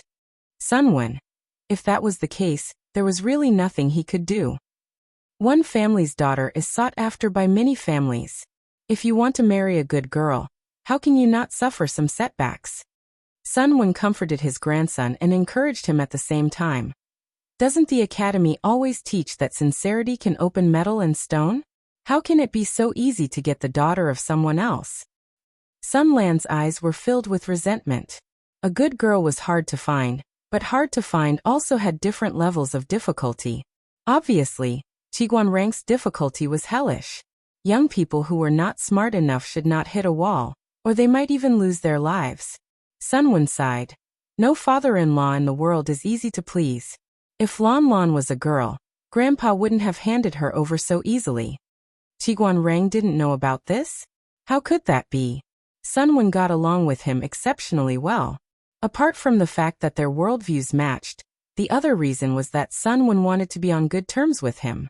In terms of worldviews, Yangxi, Fengzhen, and the others were also on the same level. Why didn't Sun Wen get along with them? Wasn't it because these people didn't have daughters of the right age at home? And Sun Wen's grandson had his eyes on his daughter? He was indeed pretending to be confused. His daughter wasn't even of marriageable age, and he had other plans for his daughter's future. Whether Sun Lon was a qualified husband still needed to be observed carefully. If Sun Lon wasn't suitable, Qiguan Rang wouldn't relent even at the risk of offending Sun Wen. They were all important officials under the Lord, and no one was inferior to the other. If the two of them really became enemies, Qiguan Rang might not be at a disadvantage. Of course, if Sun Lon was qualified, the two families would become in-laws. That would be a strong alliance, and there would be no harm in it. The two old foxes' calculations were making a lot of noise. The target of their calculations didn't feel comfortable at all. When Sun Wen bore a grudge against someone, he naturally wanted to kill him. The person that Sun Wen was staring at with his death stare was surnamed Zhou.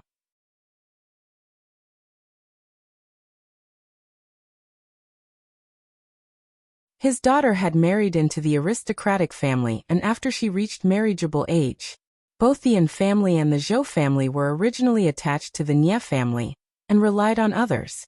They were third-rate families with small clansmen. The ancestors of both families were of low birth, and they only had today's prosperity after several generations. They knew that development wasn't easy, and they cherished their feathers. What Sun Wen wanted to do was to tell the leaders of the two families that the aristocratic family's wife had affairs with the Nie family's direct descendants several times after marriage, and that the father of her son was unknown. At the same time, he would fan the flames and completely anger the two families' ambitions and hatred. Naturally, he would pull the Nie family's hatred. Originally, it was just the internal strife between Zheng Hao and Nie Qing. Halfway through, Zhou Enan got involved, and the situation became even more chaotic. Zhou Enan understood the Nie family very well. If they really rebelled and joined the war, Nie Qing would probably be badly battered. Which man in the world would tolerate the humiliation of being cuckolded? A rival in love used his family background to cheat on his wife, and even gave him a son of unknown bloodline. Who could tolerate that? Reality proved that he could really tolerate it. If the Nie family hadn't suffered a great loss, if Zheng Hao hadn't been there, this man could really tolerate being cuckolded and having a son of unknown bloodline in front of power and family interests. Many aristocratic families put interests first. Even if they knew that their wife had been cheated on, and that their son might not be their own, they could still pretend to be ignorant for the sake of interests. The problem was, did the current Nia family still have the power to intimidate others? Without such power, how could Lady An, who had been cuckolded, endure the humiliation of being cuckolded? When Sun Wen's information was sent to Mr. Cuckolded, he immediately went to settle the score with his wife.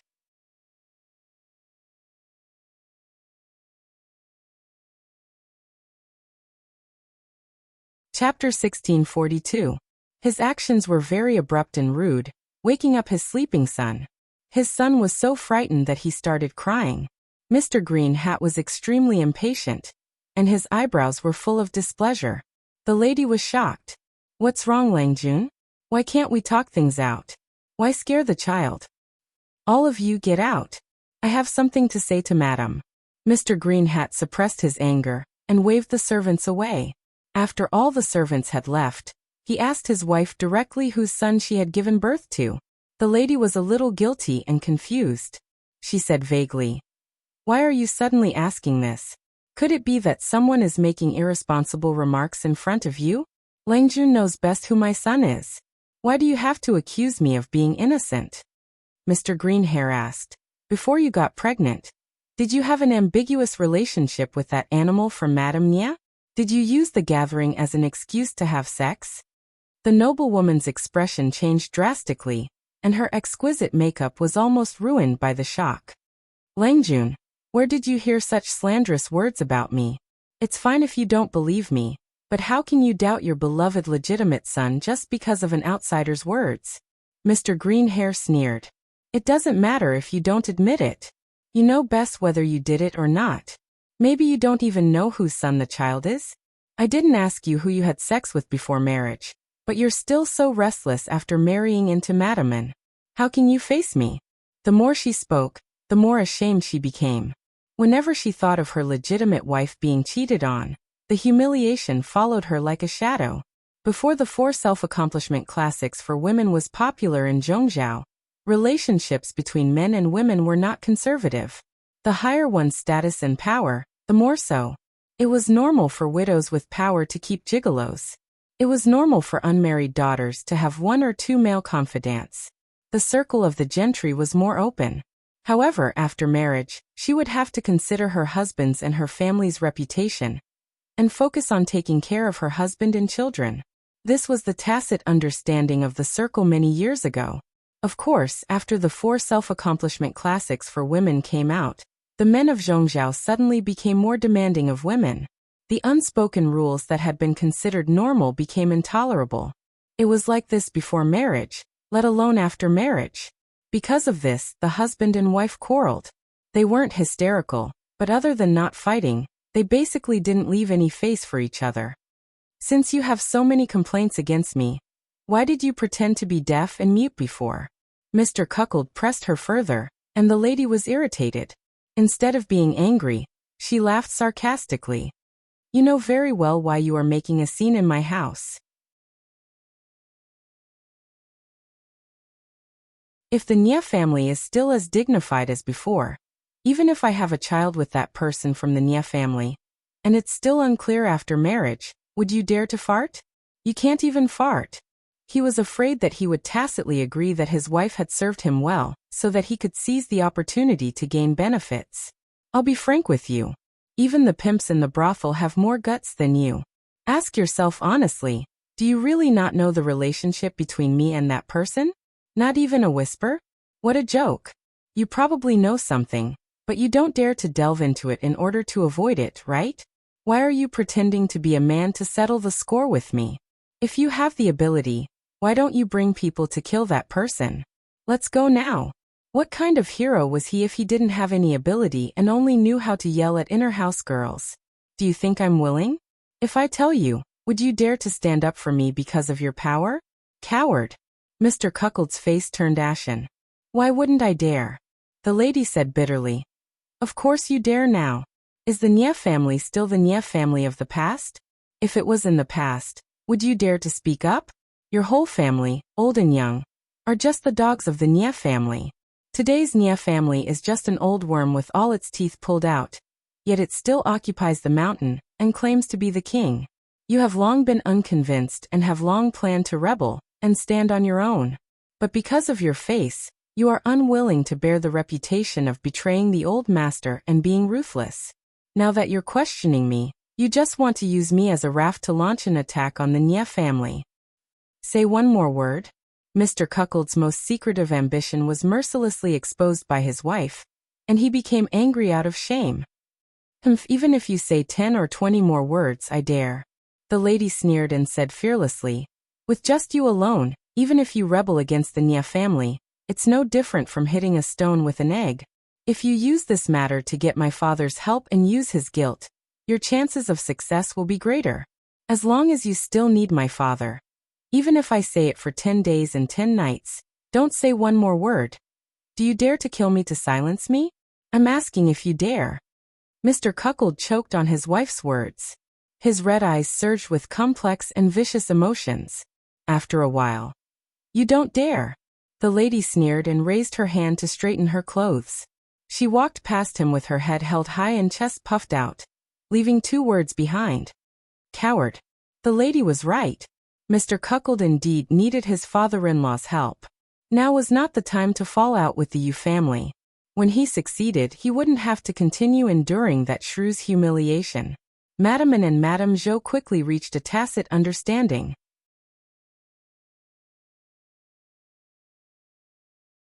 While Nye Qing was forcing Zheng Hao to jump up and down, they quickly acted and interrupted the rhythm of the internal fight. Madame and Madame Zhou were originally attached to the Nye family. The Nye family didn't have their guards up against them, and even gave them a certain amount of trust. No one expected that the former dogs would suddenly bite back. Zheng Hao was the most surprised that Madame and Madame Zhou joined the civil war. Even though he had acted first and tricked Nye Qing into taking 2 cities, Nye Qing had reacted and taken an effective counterattack. Zheng Hao's foundation was still weak. Even with Qi Guanrang and the others secretly supporting him, he couldn't compete with Nye Qing. He was almost beaten to a pulp. Madame and Madame Zhou joined the internal fight. Nye Qing's backyard was on fire. Zheng Hao's pressure on the front lines decreased. Not only did he catch his breath, but he also forced Nye Qing, who was at his peak, into a difficult situation. Qi Guanrang and the others surrounded the fire to watch the show. They were in a particularly good mood. They planned to add bricks and tiles to the fire that had been ignited with great difficulty.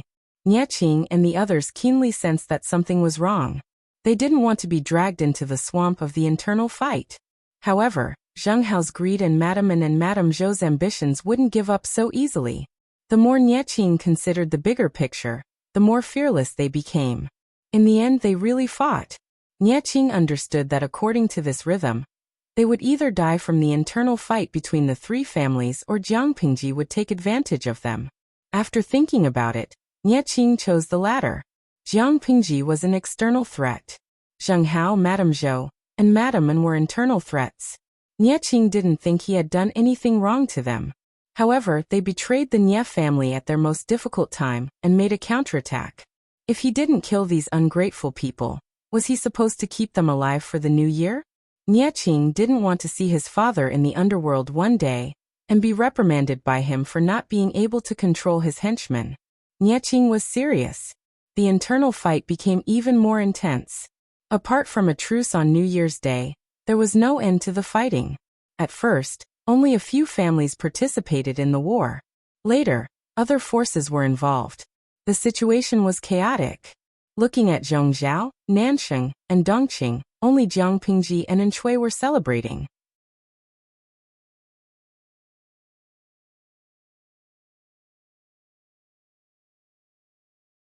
Chapter 1643. Jiang Pingji had been in the north for more than a decade. She celebrated the new year according to the customs of the north. This was the first time she had returned to the south. The new year in the south was very different, not only in terms of customs, but also in the environment. The snow in the north had always been thick, but it was not too cold around the new year. It was different in the south. The snow was not thick, but the air was chilly. It was during the war, so the atmosphere was not strong. The streets and alleys were almost empty. Half a month before the new year, Jiang Pingji led people to visit everywhere secretly. She was only relieved when she was sure that the people had been properly settled down. There were many people in the world who obeyed on the surface but disobeyed on the inside. That was why there were scandals of poor supervision and poor implementation. It was not possible even in the future interstellar with the information explosion, let alone in ancient times when communication was extremely inconvenient. The people under her command did not take the people seriously, nor did they take her orders seriously. It was normal for the winter clothes and food to be embezzled and embezzled. Therefore, Jiang Pingji's hands were stained with blood during this trip. She killed along the way, so the local officials spent the new year in fear. They were afraid that Jiang Pingji was secretly watching them. Who knew where she came from? Those who committed lesser crimes were reprimanded from top to bottom. None of the people involved could escape. Those who committed more serious crimes and embezzled more than the standard set by Jiang Pingji were merciful. Of course, it was not that she did not promote people along the way. Corrupt people were hateful and deserved to be killed. But those who did their duty well and even exceeded their quota should be rewarded and encouraged. She recorded the people and things she saw along the way in her mind's account book. Some people should be promoted.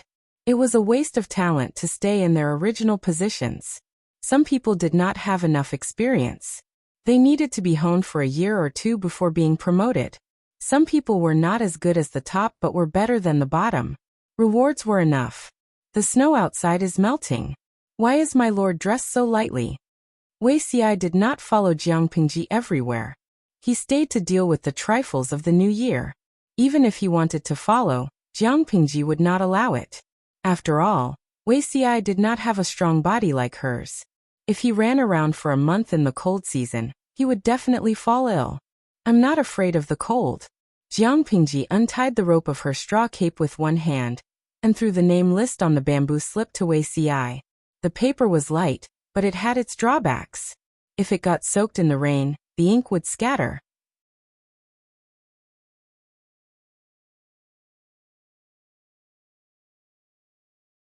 For convenience, Jiang Pingji used a bamboo slip to record and a penknife to carve.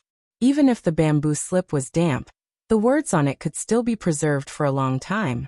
It was enough for her to bring it back for Wuxia, and the rest to copy. Wuxia opened the bamboo slip. The first dozen or so names were all killed by the Lord, and each name was followed by the crime of being killed. The 20 or so names in the middle were reprimanded or demoted, and the last 10 or so names were praised or promoted. Remember the people behind you for this year's new year. Yes, sir. The files of those who were punished or killed are still on the way. It's a long journey, so it'll probably take 2 days to get there. Jiang Pingji smiled and said, in order to come back as soon as possible to spend the new year with you, I've shortened the journey time again. Do you feel touched? Wuxia sighed. I want to be touched, but there are too many things to do this year. I have the heart but not the strength. Every new year, important officials would receive generous rewards. It was a kind of year-end bonus. Officials who had worked hard and performed well in the previous year would also receive it. Other than the important officials, who were personally reviewed by Jiang Pingji, the rest were arranged by her subordinates. In the past, Dongqing, which was a fraction of the later, had a small territory and few officials. It was naturally relaxed during the new year. Now that it controlled Dongqing, the northern borderline, and Nansheng, it had expanded in scale. The New Year's gifts had to be prepared long in advance and sent to various places. In her previous life, Her Majesty did not start this habit until she ascended the throne. From her ascension to the throne until the year of Long Yubin, it had lasted for a whole 18 years. No matter how fierce the battle in the court was, the lower levels of officialdom were still relatively clean. Now it had started early. There was Weixi's admonition and the enlightenment of the idle people. Even if it was an insignificant year-end bonus, the person who received the reward would be greatly encouraged. At the same time, it could also be used as a warning to those who did not receive the gifts. The types of gifts were relatively simple, such as a set of ink, a knife of paper, a piece of cloth. It didn't matter if there were too many or too few gifts, or if the gifts were too light or too heavy. What mattered was the meaning behind the gifts. This was not only to win over the hearts of the people, but it was also a warning to the many supervising officials. It was to make them constantly alert and not slack off. especially when they knew that Jiang Pingji would spend a month at the end of the year inspecting the grassroots. They did not dare to be careless. To be able to receive a gift meant that they had done well in the previous year. This killer was very satisfied, and they did not have to worry about losing their lives during the new year. As for those who did not receive it, they were naturally trembling with fear, afraid that disaster would befall them one day. After so many years, except for Nanxing who did not know the rules, everyone in Dongqing understood her temperament. Towards those who were derelict in their duties and corruption, she would kill them without batting an eyelid. As long as they were dutiful and diligent in their duties, she was also a magnanimous and benevolent ruler. Every new year, the people would be surprised to find that these parents and officials became extraordinarily hardworking. Their performance in government affairs rose steadily, and their efficiency was extremely high. For example, among the New Year's letters sent this year, there was a very interesting content. A small county magistrate who was mediocre, but had been in a remote and desolate village for 23 years complained that his old mother was getting on in years. She happened to hear about foreign chong peaches, and really wanted to eat them. Even if she could not eat them, it would be good to see them. He also wanted to buy half a caddy for his old mother, but the small county in the 81st level didn't have it, and the price of buying it on behalf of others was too expensive. Jiang Pingji felt that this request was not too much. This minor official's performance in the previous year was not bad, and he had a good reputation in the local area. Therefore, the New Year's gift was changed from a knife of paper and 2 ingots of ink to a caddy of peeled chong peaches. Not to mention how frightened and surprised the minor official would be when he received the chong peaches. Jiang Pingji was busy until the morning of New Year's Eve before she stopped writing. There were wars everywhere this year. During the winter, she even allocated funds to save millions of people in Jinan and Nanxing. If it was not for the fact that the Nan family had assassinated 7 noble families in Fuzhou and enriched their private coffers, her wallet would have been empty. The New Year's banquet was not as elaborate and grand as the previous years. It was more like an ordinary family banquet. Everyone gathered for a meal and summarized their performance in the previous year. Compared to her low-key side, and Cui on the other side was very arrogant. Hua Yuan could hear Cui's laughter from afar. He adjusted the expression on his face, and revealed just the right amount of puzzlement. He smiled and entered the main tent. I wonder what happy event has made my lord so happy. The bashful Xichang princess was kneeling next to Cui. His large palm held the princess's soft hand, and he kept rubbing it with emotion. The heavens have not ended my heir. And Cui's eyes reddened as he spoke. Although he said that the princess of Xichang was just a plaything and did not have the right to give birth to a young master for him, he was still very happy that she was really pregnant.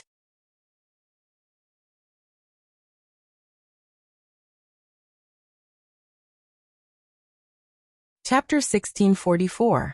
Congratulations, my lord. Congratulations, my lord. Hua Yuan bowed with his hands folded. His sincere expression darkened the Xichang imperial concubine's eyes. She grew even more wary. She subconsciously rubbed her flat belly and couldn't help but sigh. She was both happy and sad. She was happy that she was pregnant. Her treatment would be several levels higher. No matter how much Cui looked down on her, he would not mistreat the child in her belly. She was sad that she was the imperial concubine of a nation. The first half of her life had been doted on by her father and mother. She had enjoyed all the riches in the world. But in the second half of her life, her country had fallen. She was homeless and had even been treated as a slave by a small feudal lord. She had no control over her children. She had once despised the women in the harem who used their beauty to please men. She had never thought she would be worse than them. The Xichang imperial concubine was not old, but she was very shrewd. Even though she was filled with sorrow, she still wore a gentle and elegant smile on her face. She knelt behind Cui. Those who did not know would think she was Cui's legal wife. Hua Yuan's congratulations were very ordinary, but Cui beamed. He valued Hua Yuan even more now. I should be the one thanking you. That divine doctor is skilled and virtuous. He is truly a divine physician. Cui couldn't help but grab Hua Yuan's hand. He patted it as he sighed. Perhaps because he had resolved a matter, he looked radiant. He seemed several years younger. Hua Qing, you have to thank that divine doctor for me. When Lin is born, he will reward you greatly. If not for Hua Yuan's recommendation, Chui would not have been able to cure his illness and have his own child. In terms of merit, the Xichang imperial concubine who had given birth was only second. Hua Yuan was without a doubt the first. Yes. Only the heavens knew what kind of willpower Hua Yuan had to deal with Chui without batting an eyelid. He wanted to tell the unlucky Chui that he could not give him the merit. After all, it was the Xichang prince who had worked hard. After Hua Yuan left, Chui reminded the Xichang imperial concubine again. The child is still young. You have to take care of yourself. When Lin is born, you will not be treated unfairly. The imperial concubine felt very disgusted, but she had to show a shy and happy smile. I understand. I will definitely give birth to a healthy child for you. Chui was very satisfied. He planned to spread this news so that everyone would feel happy as well. The news of Xichang's princess concubine's pregnancy quickly spread. The officials all congratulated her. And she was so happy that she could only see her teeth but not her eyes. This new year was the most comfortable new year since the disaster of the southern barbarians. Apart from a select few, the other officials did not know that Chui had an unmentionable illness. Those in the know included the old officials who had fought alongside Chui in the early years, such as the Target brothers he had sworn to when he was a member of the Red Lotus group in Dongqing. Speaking of these two sworn brothers, he sighed. Chui had been able to call them brothers when he was down and out. Later on, when he returned to Nanxing and started his own business, the aristocratic ways in his bones had completely separated him from his two sworn brothers. The two sworn brothers had martial prowess and were not afraid of death. In the early years, when Chui had no men and no land, they were indeed the trump cards that Chui could bring out. The present was different from the past. Was Chui still the stray dog of the past? He was now the vassal of Nanxing, Chui. The two sworn brothers were born in the wilderness and were illiterate. They spoke rudely and acted rashly. Chui, on the other hand, was a famous aristocrat who had enjoyed all the glory, splendor, and wealth. The three of them did not grow up in the same environment at all. They did not share the same view of the world. However, Chui did not want others to say that he was an ingrate who shared hardships but did not share hardships. Even though the two sworn brothers had fallen behind for many years, he did not abandon them. Instead, he gave them a place to retire and allowed them to live a life where they did not have to worry about food and water. Chui felt that he had done his best, but the two sworn brothers did not feel good about it. They thought that they were very important, but as Chui climbed to a high position, or as he recovered the glory that he once had, they seemed out of place. They had been marginalized by Chui all these years. One of them had even been demoted again and again because he did not do a good job in supervising the rations. Now he was just a bald general. Calling him a general was just a nice way to put it. In reality, he was not even as good as an ordinary centurion. Chui was overjoyed. They only had the right to be in the background because of their past hardships. When the crowd of congratulatory people had left, the two sworn brothers finally had a chance to say a few words to Chui. One of them was more straightforward. With a hesitant expression, he said, "Big brother, isn't your body? Why does sister-in-law have?" Before he could finish, Chui's face turned completely black. The other sworn brother interrupted him with an awkward smile. "Congratulations, big brother. When sister-in-law is pregnant, I will congratulate big brother again. I suddenly remembered that I still have things to do in the camp. I will take my leave first." With that, he dragged his sworn brother away without a word. If he did not leave, did he want to be killed by Chui in a rage? Did he not see that Chui's face was so black that it was almost green? Men could not stand the humiliation of being cuckolded, much less being questioned by a sworn brother. "My good brother, why are you dragging me away? If I don't drag you away, do you want to drag me to death? How did I drag you down? Big brother obviously cured his body, and that's why sister-in-law is pregnant. Yet you're questioning whether his hidden illness has been cured. Aren't you suspecting that the baby in sister-in-law's womb belongs to another man? He was almost at his wit's end. After so many years, did he still not know how to be more cautious? As they followed in Shui, they became more aware of what it meant to be powerless. It wasn't that they were not brave enough when it came to killing their enemies. It was just that brute strength did not allow one to climb higher in this world.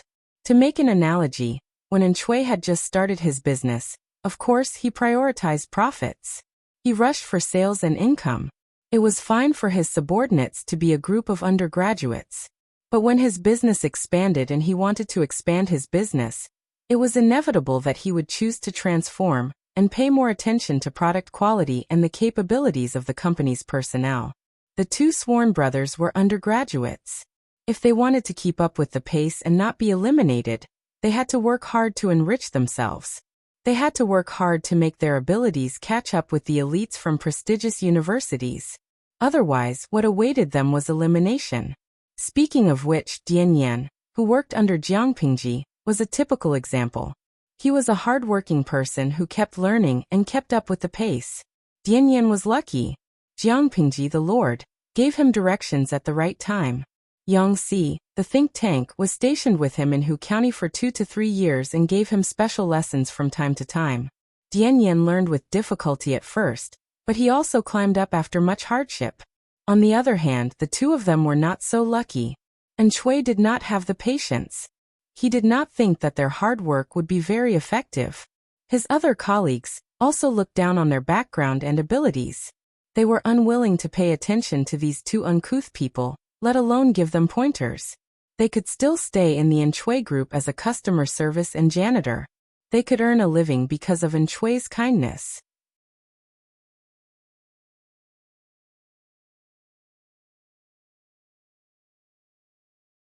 Chapter 1645. Actually, for the two of them, being a customer service, security guard, or janitor was nothing.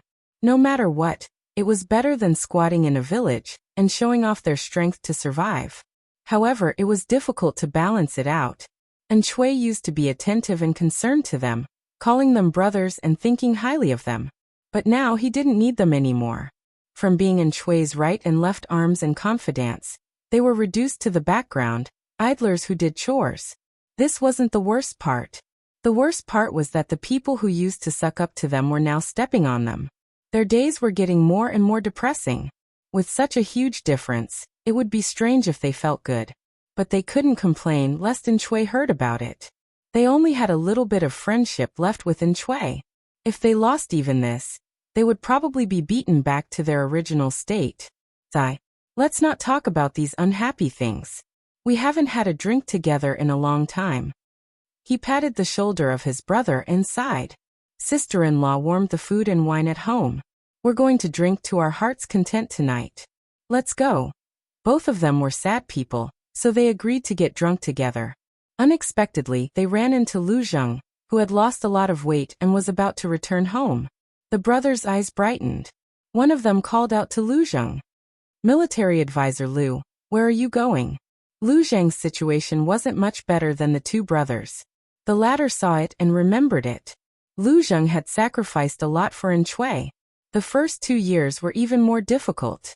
Who knew how much energy and effort it took to slowly open Shui's shop, allowing him to enjoy the glory he had today. Now that Hua Yuan, who was more to Shui's liking, had appeared, Lu Zheng, the strategist with whom he didn't share the same values, was slowly buried and marginalized. To be honest, Lu Zheng was one of the few people in Shui's camp who was willing to look the two brothers in the eye. Thus, they were extremely respectful to Lu Zheng. They would greet him and say a few words when they met on the road. Lu Zheng turned his head and said calmly, "So it's you two generals. I went to congratulate my lord earlier. I'm on my way home to stay up for the new year." Even though there weren't many people in Lu Zheng's house, staying up for the new year was an old tradition. The two brothers looked at each other, cupped their fists and invited. "We are also alone outside, and it's boring to stay up all year round. Why don't you join us, military advisor?" Lu Zheng nodded in agreement. Festivals like the Chinese New Year should have some popularity, and the more people, the merrier. The two brothers happily led the way. After a few turns, they arrived home. The house was brightly lit, and a beautiful woman had been waiting outside for a long time. "Madam, go and prepare some good wine and dishes. We must drink to our heart's content with the military counselor and the others tonight." The woman nodded and led the two maids to bring out the wine and delicacies that had been kept warm. After eating 2 mouthfuls of food, her sworn brother said, "Sister-in-law's cooking is amazing. I haven't had such delicious food in a long time." The 2 brothers boasted about their business. Lu Zheng sat at the side and listened quietly. He did not speak for a long time. He had met that madam once. It was said that she was originally the wife of a small aristocratic family. Because of the chaos of the war, she was separated from her family. When they migrated, she fell into the hands of the southern barbarians and was tied to the back of a horse as a spoil of war. Whether it was luck or misfortune, the southern barbarians were about to take their spoils of war away to enjoy when they ran into the troops of Enchui's tent. At that time, Enchui's career had just started. The 2 sworn brothers were the most useful generals under his tent. The sworn brother killed the southern barbarian bandits and saved this concubine's daughter. He immediately saw her and brought her back to his tent without a word. From Lu Zheng's point of view, this kind of force buying and selling was essentially no different from the southern barbarian bandits. Weren't they all bandits? But this madam had accepted her fate, so Lu Zheng could not say anything. He did not like this world. Whether it was men or women, they were all pitiful and weak in the face of evil bandits who took things by force. In the end, they had to accept their fate and treat the other party as heaven and earth. It was truly laughable. Lu Zheng was not a talkative person, so the 2 brothers did not think there was anything wrong with him. After 3 rounds of wine, their faces were red, and they began to speak with a lisp. Their voices sounded slurred, and they did not control their mouths. Lu Zheng listened and sighed inwardly. No wonder Enchui was at odds with these 2 brothers. Secrets could not be kept. Once they drank, they dared to say anything. As time went on, a narrow-minded person like Enchui would naturally have disagreements. The 2 were discussing Enchui's inability to have children due to her unmentionable illness, each saying something about how the other had gotten pregnant. Not only did Enchui disagree with them, but Lu Zheng also felt uncomfortable listening to them. If the salted fishes were here, they would know why. Because the words of these 2 brothers were stabbing straight at the G-spot of a straight man. It would be strange if Lu Zheng, who had normal values, could feel comfortable listening to them. After listening for a while, Lu Zheng used the excuse of sobering up to go out to the veranda to look at the snow. The sounds in the room faded away behind him. It's snowing.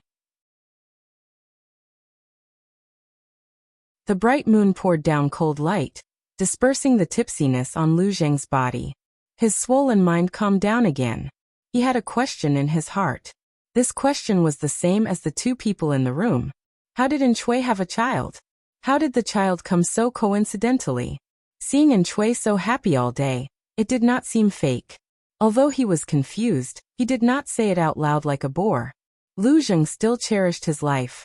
If he angered Enchui's murderous intent because of this, wouldn't he die an unjust death? No matter how imaginative he was, he did not expect Hua Yuan to play such a trick. On the surface he was plotting for Enchui, but behind his back he wanted to kill Enchui. Moreover, he did not expect Hua Yuan to arrange for the sewing opportunity to be the elder brother of the Xichang princess. Those with more upright thoughts would not immediately think of something that went against human relations, unless it was someone as observant as Jiang Pingji or someone as schizophrenic as Hua Yuan. As he thought about it, Lu Zheng heard the crunching sound of wooden clogs stepping on the snow. A delicate fragrance wafted into his nose. "Sir." A gentle female voice carried a watery warmth. The lady walked over gracefully and put down a cup of soup to sober up. Lu Zheng declined politely. "I haven't had much to drink, so I won't trouble you." He was not a single person. He could understand women's hints. When dealing with married women, it was right to keep a respectful distance. "Sir, don't be nervous. Langjun and 3rd brother are drinking in the room. The 2 of them are drunk and don't know what's going on here." The lady laughed. Seeing that Lu Zheng was still keeping a respectful distance, she said warmly, "Sir, please don't misunderstand me." The lady secretly looked around the room.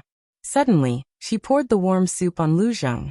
She raised her voice and kept apologizing to Lu Zheng. Lu Zheng's face darkened. He raised his hand and brushed away the lady's action of wiping him with a handkerchief. He looked angry. I'm sorry. There are still clothes to change in the residence. Why don't you come to the guest house and change? I'll arrange for a servant to send you away. Lu Zheng did not say anything. He closed his eyes and hid his thoughts.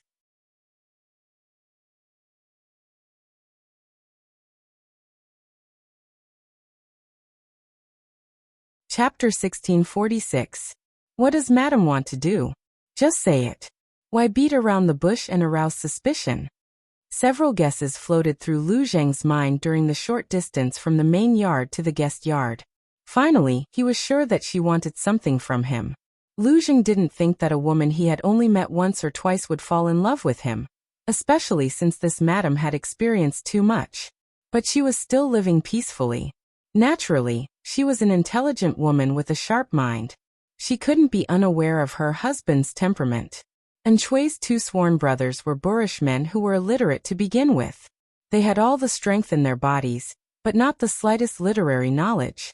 To put it bluntly, they were bandits who didn't know what etiquette was. The worst side of men was vividly displayed in them.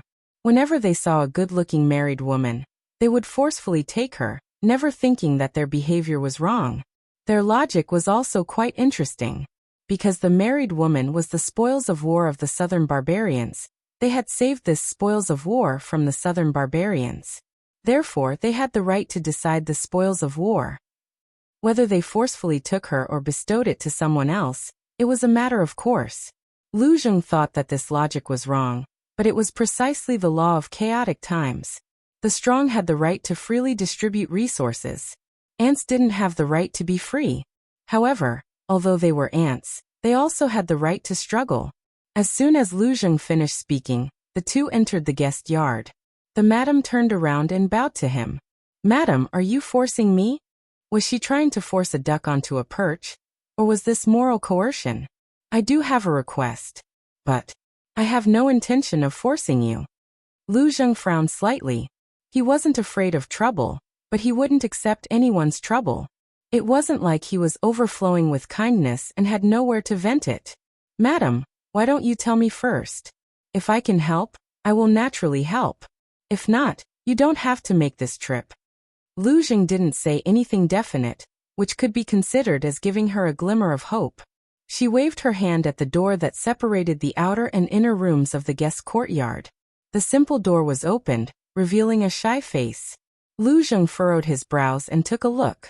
With his sharp eyes, he discovered that the handsome manservant with a red face and white teeth was a girl.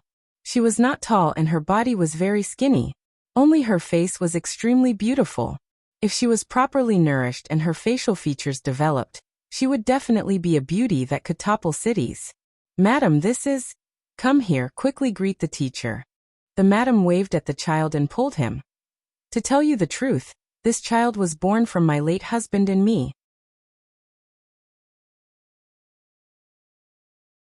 Back then, during the disaster of the southern barbarians, my late husband's family migrated, but they encountered an accident and unfortunately died. In order to avoid disaster, this servant had no choice but to hide the child and lead the southern barbarian bandits away by myself. Later I met this person. This servant then brought the child back. It's just that he's a very hot-tempered person. Whenever there's even the slightest sign of trouble, he'll get angry. Your servant had no choice but to lie and say that the child is my niece's son. In order to keep the blood of her mother's family, she wanted to keep them by her side so that they could eat. In the past few years she was fine, but as the child grew older, her face became like this servant's. Recently it has become even more so.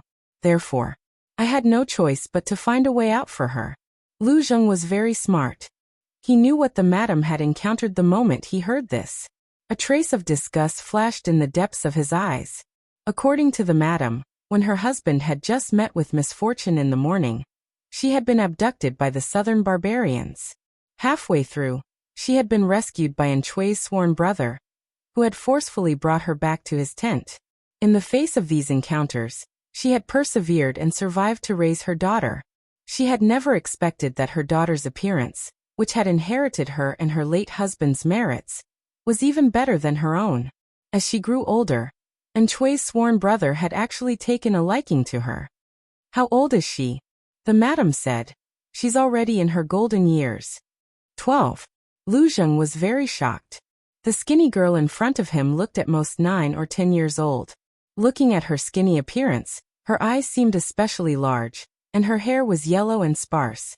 However, beauty was in her bones, not in her skin. Even so, she was still outstanding. The madam smiled bitterly and said, 2 years ago, when he saw this child, he had designs on her. However, he was too young and immature, so he didn't make a move.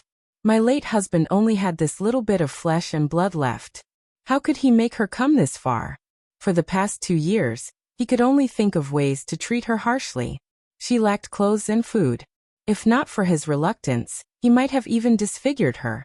Mother and daughter are connected by heart. How could I have wanted this? Lu Zheng said. What do you plan to do? The madam said, please take her, sir. Lu Zheng almost choked on his own saliva. The madam's words were too ambiguous. The madam also knew that she had said something wrong. She explained, I know that sir already has a family. If you are interested, you can take her as a concubine. If you are kind, you can take her as your adopted daughter. In the future, her marriage will depend on her luck. She won't be a hindrance to sir. Lu Zheng said, Madam, you really think highly of me. The madam said, after seeing that beast's evil heart, no matter how bad sir is, he's still better than him. The more time passed, the more flustered she became. Today Lu Zheng came to visit, so she couldn't care so much. If she missed Lu Zheng, her daughter's future would really be ruined. Lu Zheng thought about it again and finally agreed to help. He took the opportunity when Chui's sworn brother was drunk to say that he had his eyes on one of the servants in his residence, and wanted to take one. In this era, giving each other concubines was a good thing to say, let alone taking a servant. The other party was very drunk and agreed in a daze. When Lu Zheng left, the girl turned to look at the madam, but the corners of her eyes were filled with doubt and hatred. What's your name? Lu Zheng threw his cloak to her to protect her from the wind and cold. This servant's surname is Kong, and my nickname is Shintong. Lu Zheng asked, do you know your mother's intentions? He noticed that the girl's straw sandals were broken, and her exposed toes were blue from the cold. Her hands were also frostbitten, and her little face was purple from the wind. As intelligent as he was, he naturally saw the hatred in the girl's eyes. It also made him feel frightened. That hatred was about to materialize. The girl was silent for a long time, as if she didn't know how to answer this question. After a while she said, this servant thought, she was afraid that this servant would steal her husband, so she abused me in every possible way. Now with just a few words, she has become a virtuous and loving mother. Forgive this servant for not being able to agree. Lu Zheng listened to the girl's eloquent words, which were completely different from her previous timid appearance. It was an eye-opener for him. This wasn't a timid cub with sharp claws hidden under its meaty pads. Then do you think that she sent you to me to stop you from stealing her favor? She harshly abused me every day, but now she says it's for my own good. Is there such a good thing in the world? The girl said, after father died, I didn't see her grieve for a single day. On that day, she went to another man's bed. This servant doesn't know. Is this considered a good wife and mother? Lu Zheng shook his head.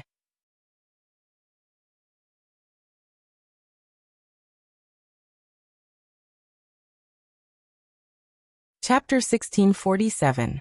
It's reasonable for you to think that way. Lu Zheng didn't blame Kong Shintong. She was just a child who enjoyed her parents' love at a young age, but lost her loved ones overnight and couldn't understand her mother's pain. A child's thinking was different from an adult's. Adults could drag out an ignoble existence for a living, but a child's world was either black or white. The concept of gray had never existed. Lu Zheng was also a father, so he was naturally more tolerant and patient with children. The girl clenched her fists and gritted her teeth. Sir, do you mean that you believe her flowery words? She felt that her mother was ridiculous. When her father was still alive, he let her live a life of luxury. Outsiders often envied the couple. But what happened in the end? Less than a day after her father's death, she climbed onto another man's bed and nestled in his arms. She was like a parasite that could only cling to men and couldn't survive without a man. She didn't care about her ex-husband's daughter at all. In order to please her current husband, she even abused the girl in every possible way. She didn't have enough to eat or wear, and she was forced to wash buckets by the stream in the dead of winter. Rome wasn't built in a day. Similarly, the young girl's hatred towards her mother was not something that could be accumulated in 1 or 2 days, or even 1 or 2 incidents. Lu Zheng didn't answer and asked instead, "Do you know what a person wants in a chaotic world?" "To live." The girl didn't understand. Lu Zheng continued, "Living is not difficult for ordinary women. If they are willing to let go of their dignity, they don't mind being humiliated like dogs, and they don't mind living a muddle-headed life. Even if they fall into the hands of alien tribes, they can still survive. But living is easy, living with dignity is difficult. No matter how you look at it, your mother is a smart woman." Kang Xintong still stubbornly insisted on her own opinion. Lu Zheng also lost the mood to go back and stay up for the new year. He stopped and took another path. He knew that the girl was stuck in a dead end. Simple chicken soup for the soul wouldn't wake her up. The best way was to slap her in the face with facts. "Actually, your mother is your stepfather's concubine, not his legal wife." On the way to the destination, Lu Zheng first gave the rebellious girl a heads-up to ensure that the effect would be the best. "Your stepfather was born in the wilderness. He was originally a rebel of the Red Lotus group in Dongqing. He married a wife in the countryside of Dongqing. It's just that those rural women are like weeds. Their colors are not bright, and they are abandoned in their hometown early on. It was very common for a man to leave his wife behind in his hometown and look for a new lover on the outside."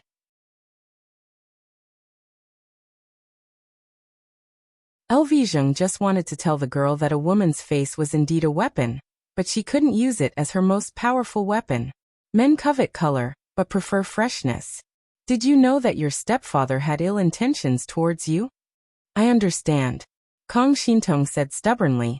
"Even if that old man took advantage of me, how bad can my ending be? To me, if I can borrow this face and become that man's concubine, I can live a better life. Who wouldn't I give myself to?" Lu Zheng's footsteps halted. He turned around and looked down at her, a mocking smile on his face. "Then I'll let you see a ending that's 10,000 times worse than being someone's slave." After saying this, Zheng grabbed Kang Xintong and walked a few steps forward. He had long legs and a long body, but Kang Xintong was small. She almost stumbled and fell. Her gaze fell on his hand that was pinching her wrist. Zheng didn't touch her hand directly, but through his wide sleeve. Zheng took her to the dark alley where the prostitutes gathered. He had never been to such a place before, but he had heard of it. He had seen it from afar when he was patrolling earlier, and the situation was terrible. Tonight was New Year's Eve. Logically speaking, every family should be celebrating the new year, but the dark alley was still lively. There were many low, dark doors in the alley, and women in dirty clothes leaned against the doors. Their ages ranged from 7 or 8 to 50 or 60. Most of these women were in a sorry state. Their cheeks were purplish red from the cold wind, and some of their faces were covered with poor quality makeup. Other than the stench of sweat and poor quality makeup, there was also an indescribable smell in the air. When Kang Xintong passed by one of the women's short doors, the stench was even stronger. It was like a corpse that had been left in the hot summer for 7 or 8 days and hadn't been cleaned up. Even a thick layer of makeup couldn't hide the rancid smell. The woman's feet were covered with straw sandals, and her exposed ankles were covered with fine white pustules. Some of the pustules were already broken, and some were red from the woman's scratches. Kang Xintong's little face turned pale. Zheng said, "Those leaning against the short doors are the prostitutes. These are still considered good. They can serve the guests and have a hut to shelter them from the wind and rain. Some of them just roll up a tattered mat and serve the guests in places with few people. Some of them are from good families, but most of them wander from place to place because of the persecution of the southern barbarians. Some of them were once the cheap concubines of rich families. Because of their old looks, they were despised and abandoned. They were sold to the broker house, and the broker house sold them to the brothel. The brothel has been receiving guests for 2 years, and they have changed from ordinary courtesans who receive 1 customer a day to the prostitutes who serve the peddlers. The number of customers they receive in a day is unknown. Not to mention silver and copper, they can even give themselves to a night's rancid rice bran. Other than these women in the dark alley, there were naturally men who patronized them. Kong Shintong glanced at them, and found that their eyes were all on her. She immediately felt so disgusted that her hair stood on end. She grabbed LV Zheng's sleeves and caught up with him in small steps. Only then could she have some sense of security. LV Zheng was wearing brocade clothes. One look and one could tell that he wasn't a lowly person. Even if he were to linger in the brothel, he would go to a high-end and exquisite brothel to find a young and beautiful prostitute. The manservant beside him didn't dress well, but he was extremely handsome with a red face and white teeth. Such a combination didn't look like people who would linger in the brothel. For a moment, they attracted a lot of attention. However, these hooligans didn't dare to have any ideas. Even if they did, it would depend on whether the sword on LV Zheng's waist agreed. LV Zheng took Kong Shintong to walk through the dark alley. Kong Shintong came in with a puzzled face, and went out with a pale face. You saw it all. LV Zheng looked at Kong Shintong's head and said calmly, Now, what else do you want to say? Kong Shintong suddenly felt disgusted. She grabbed LV Zheng's sleeves and turned her head to vomit out acid. Her mind was full of what she saw and heard just now. The house in the dark alley was very shabby. The movements inside the door couldn't be blocked by a door or a window. Because of the light, she couldn't see what was happening inside, but just listening to the movements made her shudder. The woman's heart-wrenching cries of pain and begging for mercy. The man's violent and heavy breathing and obscene words. Some houses were even more terrifying. There was only one woman in the house, but there was more than one man. You're tuning in to the Li Mei's Wuxia Whispers YouTube channel. We're so grateful for your support, and don't forget to subscribe to join us on this incredible journey through captivating stories. Your generosity through donations truly makes a world of difference, as it's the primary source of revenue that allows me to expand and enhance this channel for you. Thank you from the bottom of my heart for being a part of this adventure.